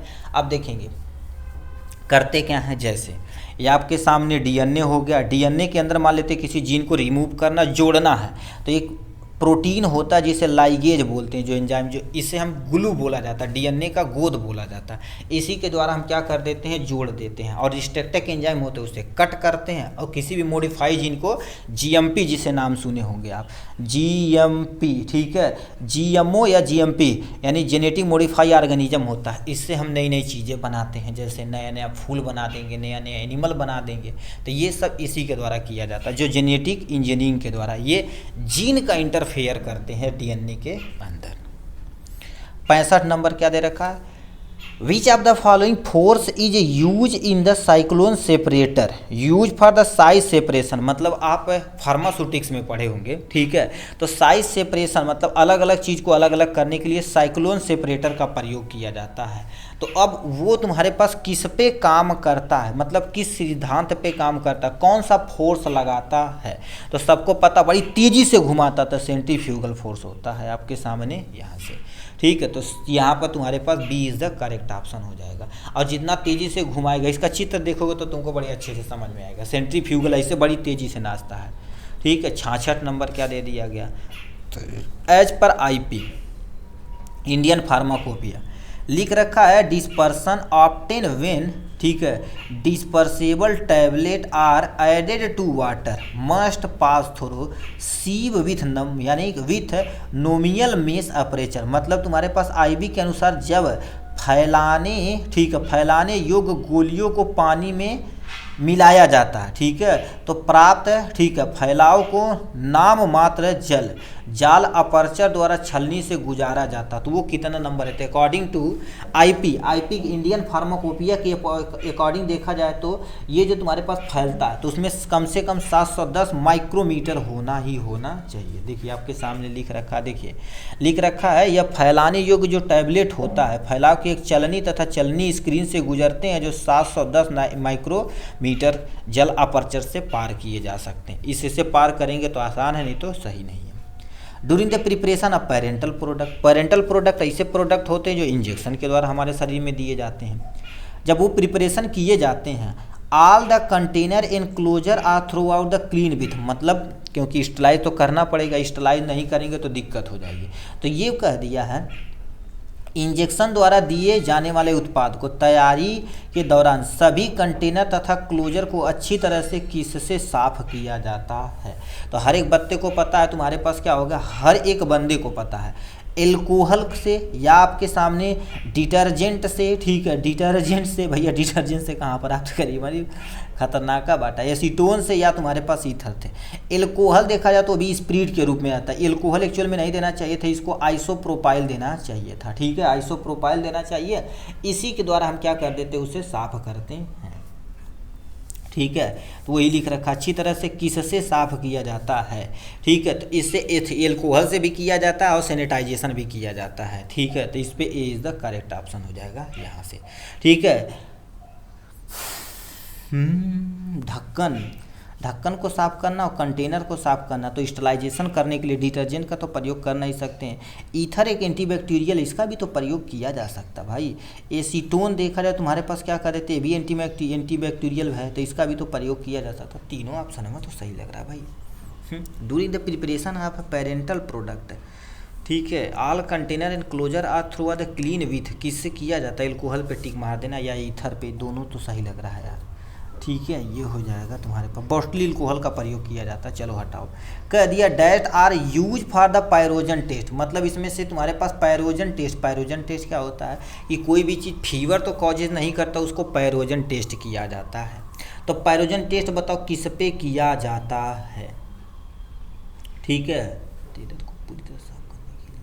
ठीक है। तो यहाँ पर क्या कर देते, किसका प्रयोग किया जाता, पायरोजन टेस्ट के लिए माइस का प्रयोग नहीं करते हैं, कोई बड़ा चीज़ चाहिए, ठीक है। पीनी पिग इसका नहीं प्रयोग कर सकते हैं, रैट या खरगोश, मोस्टली खरगोश, क्योंकि खरगोश क्या होता है, पायरोजन टेस्ट को झेल लेता है, ठीक है। तो इस पर हम क्या कर देंगे, B is the correct option. The term of the libra mean, libra का मतलब तुम्हारे पास क्या होता है, लिब्रा का मतलब तराजू यानी संतुलित करना, बराबर करना होता है, ठीक है। तो इस पर तुम्हारे पास क्या होगा, पाउंड पे टिक मार देंगे। यहाँ से देखिए लिख रखा आपके सामने, लिब्रा लैटिन तराजू यानी संतुलन के लिए किया जाता है, जो वजन तथा द्रव्यमान के लिए जो पाउंड के लिए प्रयोग किया जाता है, ठीक है। लिब्रा यानी पाउंड से रिलेटेड होता है। नेक्स्ट में क्या लिख रखा है, 1 tray wounds contain in the grain, मतलब तुम्हारे पास एक जो ट्रे रहता है उसमें कितने ग्रेन हो सकते हैं, यानी 480 ग्रेन हो सकते हैं। कितना, 480 ग्रेन हो सकते हैं, इसको याद रख लेना आपके सामने यहाँ से। इतना तुम्हारे पास था फार्मा वाले पोर्शन से। अब यहाँ से जितना भी चीज स्टार्ट किया जाएगा वो आपके सामने नॉन फार्मा वाले पोर्शन से रहेगा। नॉन फार्मा मतलब जो अलग अलग जो पूछा जाता है उससे रिलेटेड क्वेश्चन रहेगा। पहला क्वेश्चन क्या लिख रखा है आपके सामने, इनमें से कौन सा, ठीक है, कौन एक स्ट्रेप्टो, क्या लिख रखा है जी, स्ट्रेप्टोफस है, ठीक है, सेप्रोट्रॉफ है, सेप्रोट्रॉफ है, हिंदी शुद्ध ली देर बार, सेप्रो, ठीक है, ये आपके सामने सेप्रोट्रॉफ होते हैं। अब इनकी कहानी सुनिए। सेप्रोट्रॉफ क्या होता है, ऐसे लिविंग ऑर्गेनिज्म जो किसी डेड एंड डिकेइंग मैटर पे अपना भोजन से प्राप्त कर लेते हैं। कबूतर तो मरे गले से नहीं लेता, मनुष्य भी नहीं लेता, शैवाल भी, कुकुरमुत्ता यानी जिसको कवक बोला जाता है, ठीक है, ये क्या कर देता है, सड़े गले से खाद उद रहेंगे देखेंगे उसी पे ग्रो कर जाता है। तो ये वाला B is the correct option. इसमें क्लोरोफिल नहीं रहा जाता, ये याद रखना। सेप्रोट्रॉफ दे रखा, ठीक है। नेक्स्ट में आपके सामने क्या होगा, 72, निम्नलिखित में से कौन सा पाचक एंजाइम नहीं है, याद रखना। पाचक एंजाइम ऐसे एंजाइम होते हैं जो भोजन को पाचन में मदद करते हैं, इसमें से कौन सा नहीं है यहाँ पर बताना है। सबसे पहले देखा जाए प्रोटीएज, जो प्रोटीन का डाइजेशन करता है, तो ये तो एंजाइम है। एमाइलेज ये तुम्हारे पास क्या होता है, ठीक है, एमाइलेज स्टार्च का पाचन करता है जो मुंह में पाया जाता है, तो ये तो है। लाइपेज भी तुम्हारे पास क्या होता है, चिपचिपा, ये भोजन के पदार्थ में है। सुपर एक्सीडेस डॉक्सीड, इसका तो हम नमो कब्बो नहीं सुने भाई, ठीक है, तो ये तुम्हारे पास ये है एक तरह का, जबकि ये तुम्हारे पास क्या होगा, एंजाइम नहीं है, ठीक है, तो एंजाइम नहीं है तो तुम्हारे पास टिक मार देंगे यहाँ से, ठीक है, तो हमसे पूछा एंजाइम नहीं है तो इस पर टिक मार देंगे ईजी तरीके से यहाँ से। नेक्स्ट में तुम्हारे पास मानव शरीर की सबसे बड़ी धमनी कौन सी है, बड़ी धमनी तुमसे पूछा हुआ, महाधमनी, महाधमनी, महाधमनी, जिसे हम क्या बोलते हैं, मेन आर्टरीज बोलते हैं। निम्नलिखित में से कौन सा जाइलम, ठीक है, वाहिकाओं को जलरोधी बनाता है, जल को रोकने के लिए। अब जाइलम क्या होता है, याद रखना आपके सामने, जाइलम जो होता है जो जल को एक स्थान से दूसरे स्थान तक ले जाता है, जाइलम जल को ले जाता है, फ्लोएम फूड को ले जाता है। बस जाइलम वाहिकाओं को जलरोधी बनाता है, मतलब जलरोधी बनाने का मतलब जल को एक जगह से दूसरी जगह नहीं जाने देगा। तो लिग्निन देखो, क्योंकि प्लांट में जो सेल वाल होता है किसका बना होता है, सेलुलोज का बना होता है। काइटिन का तो तुम्हारे पास ऊपरी जो लेयर होती है जैसे फंजाई वगैरह में, ये हो गया, ठीक है, और सुबरीन के भी बना होता है लिग्निन। लिग्निन एक तुम्हारे पास चिपचिपा पदार्थ होता है, इसका जलरोधी का काम करता है, ठीक, ये होगा। बेकेलाइट बताओ क्या होता है, यहाँ से बताना है, ठीक है। बेकेलाइट क्या होता है आपके, बेकेलाइट का देखेंगे कभी, प्लास्टिक के ऊपर वाली कवरिंग जो होती है उसको बेकेलाइट बोला जाता है। एक तरह का इंसुलेटर का काम करता है, जो लाइट को, जैसे अभी तार के ऊपर जो इंसुलेटर का काम करता है वो बेकेलाइट ही होता है, ठीक है, जिसका उपयोग नॉन कंडक्टर के रूप में प्रयोग किया जाता है, जैसे लकड़ी हो गया, रबर हो गया, ये सब तुम्हारे पास इसी के अंतर्गत आते हैं, नॉन कंडक्टर के अंतर्गत। आवर्त सारणी के आविष्कार किसने किया था, आवर्त सारणी पीरियोडिक टेबल की कहानी सुनिए। इस समय 118 तत्व खोजे जा चुके हैं, इतने एलिमेंट, उसमें से तुम्हारे पास कितने हो जाएंगे, ठीक है, कुछ उसके अंतर्गत तुम्हारे पास नॉन मेटल भी हैं, ठीक है, नॉन मेटल भी, और तुम्हारे पास क्या हो जाएगा यहाँ से मेटल भी हैं, और कुछ तुम्हारे पास क्या हो जाएंगे मेटलॉइड्स भी हैं, ठीक है, जो मेटलॉइड्स तुम्हारे पास जो मेटल और नॉन मेटल दोनों की कैटेगरी के अंतर्गत आते हैं, और कुछ आपके सामने इनर्ट गैस भी हैं। तो इसमें कह दिया तुम्हारे पास आवर्त सारणी की डिस्कवरी किसने किया हुआ था, इसको मेंडलीव ने किया हुआ था। दमित्र, इनका पूरा नाम तुम्हारे पास दमित्र मेंडलीव था, ठीक है। उस समय इनकी जब द्वारा खोजा गया था 1869 में, तब केवल और केवल 65 या 63 तत्वों की डिस्कवरी हो चुकी थी, तो इस पर टिक मार देंगे यहाँ से, ठीक।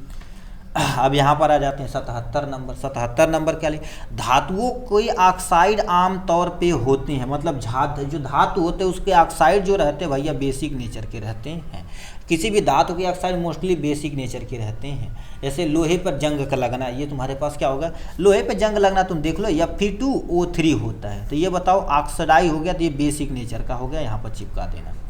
बैटरी की क्षमता को व्यक्त किया जाता है, मतलब तुम्हारे पास कोई बैटरी है उसकी क्षमता 1 मिनट में 1 घंटे में कितना एम्पियर बिजली देती है, एम्पियर घंटा, या मान लेते एम्पियर न दिया रहे तो किलोवाट घंटा भी होता है, ठीक है। तो ये आपके सामने इज द करेक्ट ऑप्शन हो जाएगा यहाँ से, ठीक। अब कह दिया 1 चम्मच को टोड़ा, ठीक है, टेढ़ा दिखाई देता है, इसका है भैया टेढ़ा, वो है, यो सही से लिखा ही नहीं है। कहने का मतलब ये क्या कर देते हैं, जब हम क्या कर देते हैं, पानी लेते हैं, अब पानी में जब चम्मच को डालते हैं तो हल्का सा क्या कर देता है, ये टेढ़ा दिखाई देता है, किसके कारण से, प्रकाश के अपवर्तन के कारण। अपवर्तन क्या होता है, जब कोई प्रकाश एक माध्यम से दूसरे माध्यम में जाती है हल्का सा टेढ़ा दिखाई जाती है। जैसे आप देखे होंगे, ठीक है, उसमें पानी उनी में इस पेंसिल डालोगे तो हल्का सा टेढ़ा दिखाएगा अपवर्तन के कारण। 80 नंबर क्या दे रखा, निम्नलिखित में से कौन अधिक कार्य कर सकता है, इनमें से तुम्हारे पास ऐसा कौन सा चीज़ है जो सबसे अधिक कार्य कर सकता है, ठीक है। तब सबसे पहले यानी उठा हुआ हथौड़ा, एक चली हुई गोली, गोली की तुम्हारे पास क्या होता है विस्थापन, जितना ज़्यादा विस्थापन होगा उतना ज़्यादा आपके सामने कार्य, तो ये तुम्हारे पास धड़ से मार के चली जाएगी। 81 नंबर आपके सामने क्या लिखा है, लिख रखा, जनकू जीवन के उत्सव के रूप में मनाए जाने वाले देश की एक अनूठी, एक तुम्हारे पास अनूठी सांस्कृतिक प्रथा है, वो कहाँ की हो, नेपाल में मनाया जाता है, ठीक है। अब देखिए इसमें तुम्हारे पास नेपाल के लिख रखा है, जीवन के उत्सव के रूप में मनाया जाता है नेपाल की, ठीक है, ये सांस्कृतिक प्रथा है, ठीक है। इसमें तुम्हारे पास जिन्होंने, ठीक है, देखो समुदाय के लोग द्वारा किसी पुरुष या स्त्री, ठीक है, के 77 साल या उससे अधिक व्यक्ति को आयु प्राप्त करने के, ठीक है, स्त्री तथा पुरुष के विशेष सम्मान देना मनाया जाता। मतलब उसमें देवी देवता के रूप में मानते हैं, क्योंकि 77 साल से ज़्यादा हो जाते हैं तो उम्र उनके लिए प्रयोग की जाती है। ठीक, 82 नंबर क्या दे रखा आपके सामने, भारतीय रिजर्व बैंक पहले, ठीक है, भारतीय गवर्नर थे। मतलब तुम्हारे पास आरबीआई के, ठीक है, आरबीआई के पहले गवर्नर कौन थे, वो तुम्हारे पास देशमुख थे, सीडी देशमुख तुम्हारे पास। कब, ये तुम्हारे पास 1935 में, ठीक है, आरबीआई के तुम्हारे पास गवर्नर बन चुके थे। ठीक है, देखिए साफ साफ लिखा है, रिजर्व बैंक की स्थापना या लिखा हिल्टन यंग आयोग की सिफारिश से 1935 में की गई थी। ठीक, और तुम्हारे पास यानी इसके पहले यूरोपीय गवर्नर सीबी आर्सबोत स्मिथ थे, जबकि भारतीय गवर्नर क्या थे, सीडी देशमुख थे। और देखिए लिख रखा 11 अगस्त 1943 से लेकर 19 जून तक, यानी 19 जून 1949 के रूप में रहे।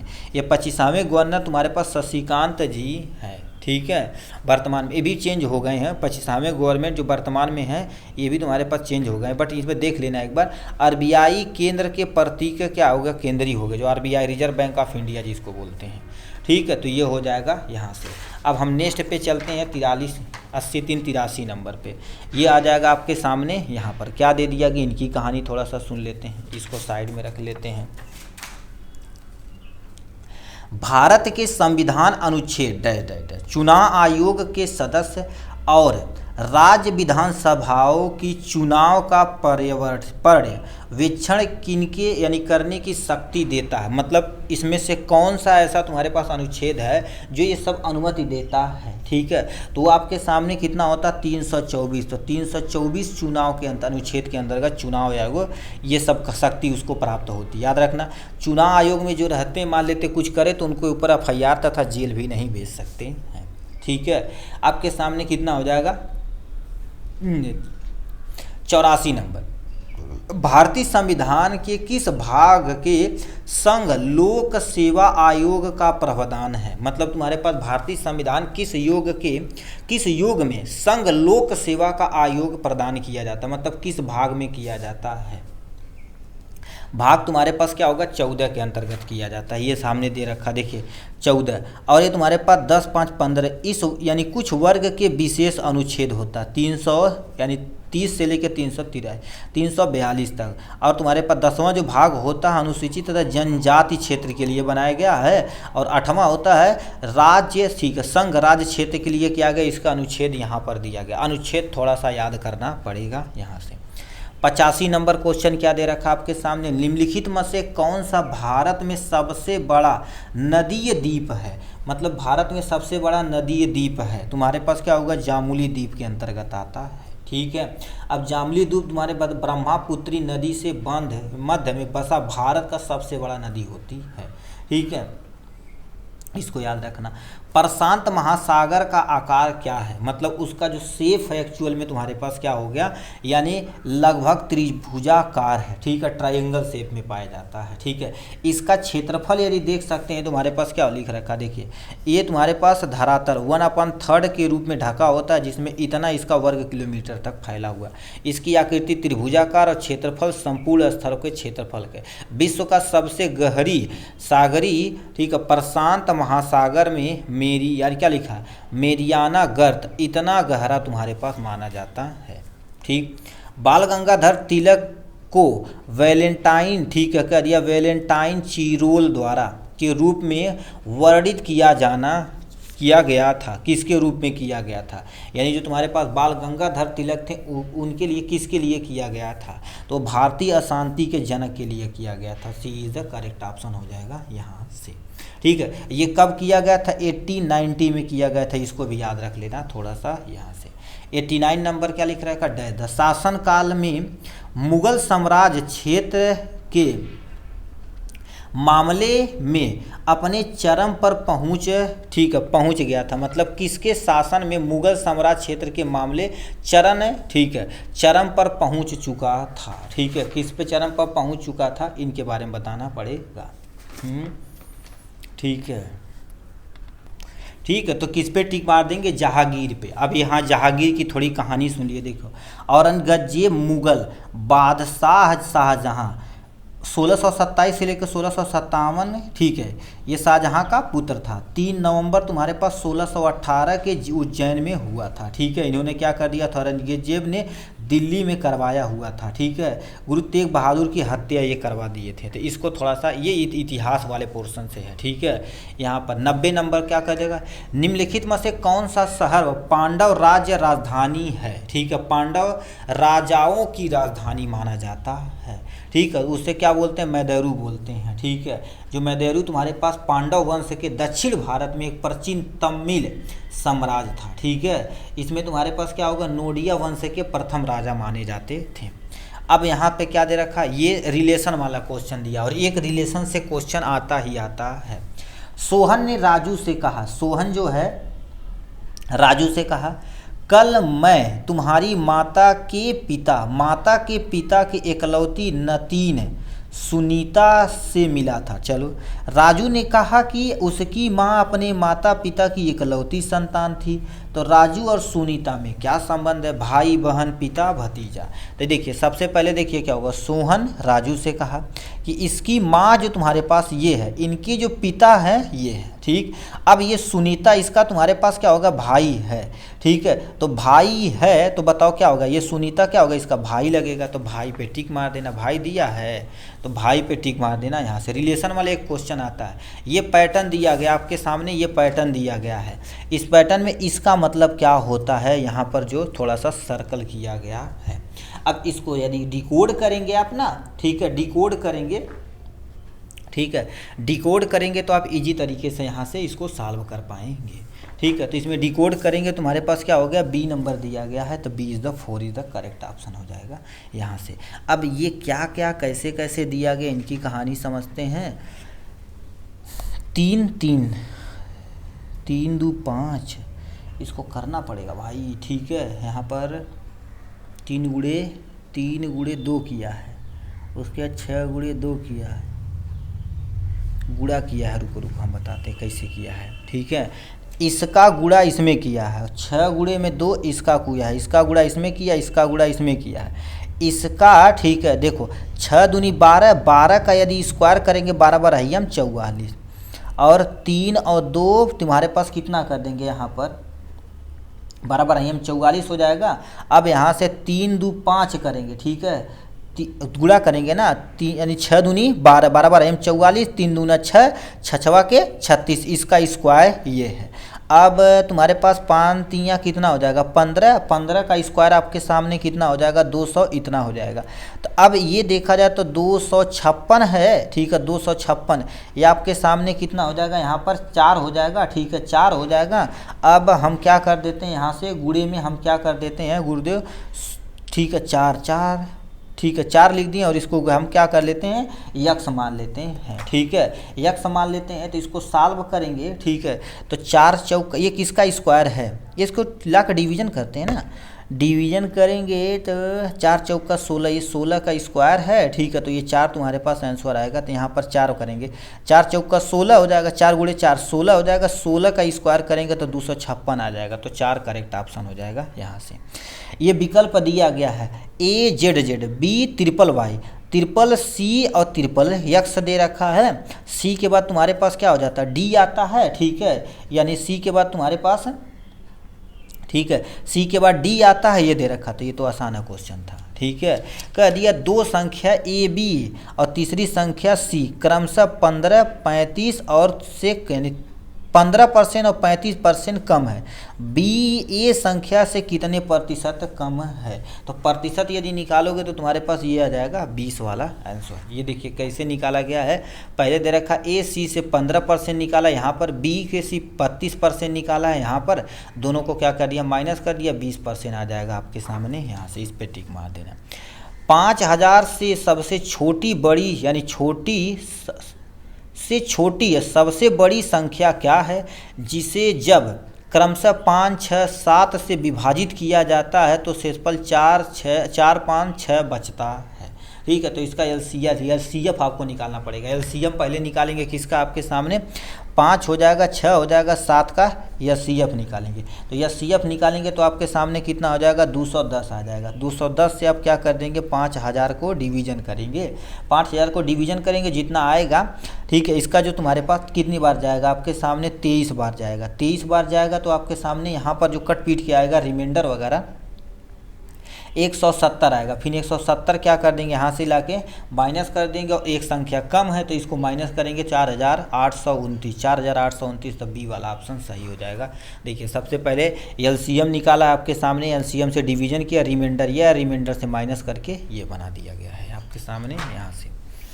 96 नंबर, एक निश्चित तुम्हारे पास क्या लिख रखा, कूट भाषा दिया गया, पर नाट 20 दिया गया। क्या हो गया, पर नाट 20 दिया गया का मतलब स्मोकिंग इज ए हार्मफुल दिया गया। डॉग वर, ठीक है, वर नट दिया, जिसका मतलब एवॉइड हार्मफुल हैबिट दिया गया। चलो कह दिया डोर विस विल दे रखा है, जिसका प्लीज एवॉइड स्मोकिंग दे रखा। तो इस भाषा में हैबिट का मतलब क्या दिया गया है, इस हैबिट का मतलब क्या दिया गया है, तो इस हैबिट का मतलब तुम्हारे पास क्या कर दिया गया है, वग दिया गया है। ठीक है, ये वग हैबिट के लिए प्रयोग किया जाएगा, तो बी इज द करेक्ट। इन सब को तुमको क्या करना पड़ेगा, सॉल्व करना पड़ेगा। ठीक है, तो ये देखो 3/15, 13/14 और माइनस है 19 बटे इतना 21 हो जाएगा, 31/35 हो जाएगा, माइनस 23/30 हो जाएगा का मान होगा। तो सबसे पहले ये कि सबका एलसीएम कितना हो जाएगा आपके सामने, 210 हो जाएगा आपके सामने, 42, 195 माइनस है तो माइनस लगा देना, 190। ठीक है, इससे 10 गुना है, प्लस है तो देखो प्लस 146, माइनस में तुम्हारे पास 161 हो जाएगा। काट पीट के लाएंगे तो 12/35 आ जाएगा, 12/35। तो ये तुम्हारे पास B is the correct option, D. यदि किसी कोड को 8 को डिकोड किया गया इतना, 11 को डिकोड किया गया इतना, और 6 को डिकोड किया जाएगा, इसके लिए तुम्हारे पास कोड बताना पड़ेगा। 8 आपके सामने इतना हो जाएगा, 11 आपके सामने इतना हो जाएगा, तो 6 हो जाएगा। ठीक है, तो सी, ठीक है, तो सी हो जाएगा आपके सामने यहाँ से। ठीक है, ये हो जाएगा आपके सामने, ये लास्ट डिजिट वाला डिकोड किया है आपके सामने। ठीक है, तो 6 रहेगा, तो तुम्हारे पास इसमें देखो 6 है, तो सी पे मार देना। 301 और 399, ठीक, 99, यह गणना करने पर 3 अंक कितनी बार आता है, मतलब इसको यदि गणना करेंगे तो 3 कितनी बार आएगा आपके सामने, 119 बार आएगा। ठीक है, यानी 3 कितनी बार आएगा, 119 बार आएगा। लिखना पड़ेगा 302, 303, 304, ऐसे गिनना पड़ेगा कितना आएगा यहाँ से। कह दिया है कार्बन डाइऑक्साइड शुष्क, कह दिया है ठोस कार्बन डाइऑक्साइड को शुष्क बर्फ क्यों कहा जाता है। याद रखना, जैसे कार्बन डाइऑक्साइड को क्या कर देते हैं, टेम्परेचर बहुत बहुत बहुत कम कर देते हैं, प्रेशर बढ़ा देते हैं, तो ये क्या हो जाता है, तुरंत गैस से, यानी गैस से डायरेक्ट ठोस में कन्वर्ट हो जाता है, गैस से सीधे ठोस में कन्वर्ट हो जाता है। तो इसमें लिख रखा है जब दाब को 1 एटमॉस्फेरिक से कम किया जाता है और यानी सीधे देखो क्या कहते हैं, गैसीय अवस्था में परिवर्तित हो जाता है, तो उसको शुष्क बर्फ बोला जाता है। अभी पार्टी वोटी में जाएंगे ना, तो देखेंगे वो दूल्हा उल्हा को ऐसे देखेंगे रखा जाता है मटके में, तो देखेंगे फोग बनाने के लिए वो ठोस कार्बन डाइऑक्साइड ही होता है। तो C is the correct option हो जाएगा यहाँ से। ठीक है, तो इस तरह से देखा जाए तो 100 क्वेश्चन को हमने पूरे तरीके से कवर अप कर लिया है। ठीक, तो चलिए आज के लिए बस इतना ही, फिर मिलेंगे नेक्स्ट वीडियो में नेक्स्ट टॉपिक के साथ। तब तक के लिए bye bye and take care.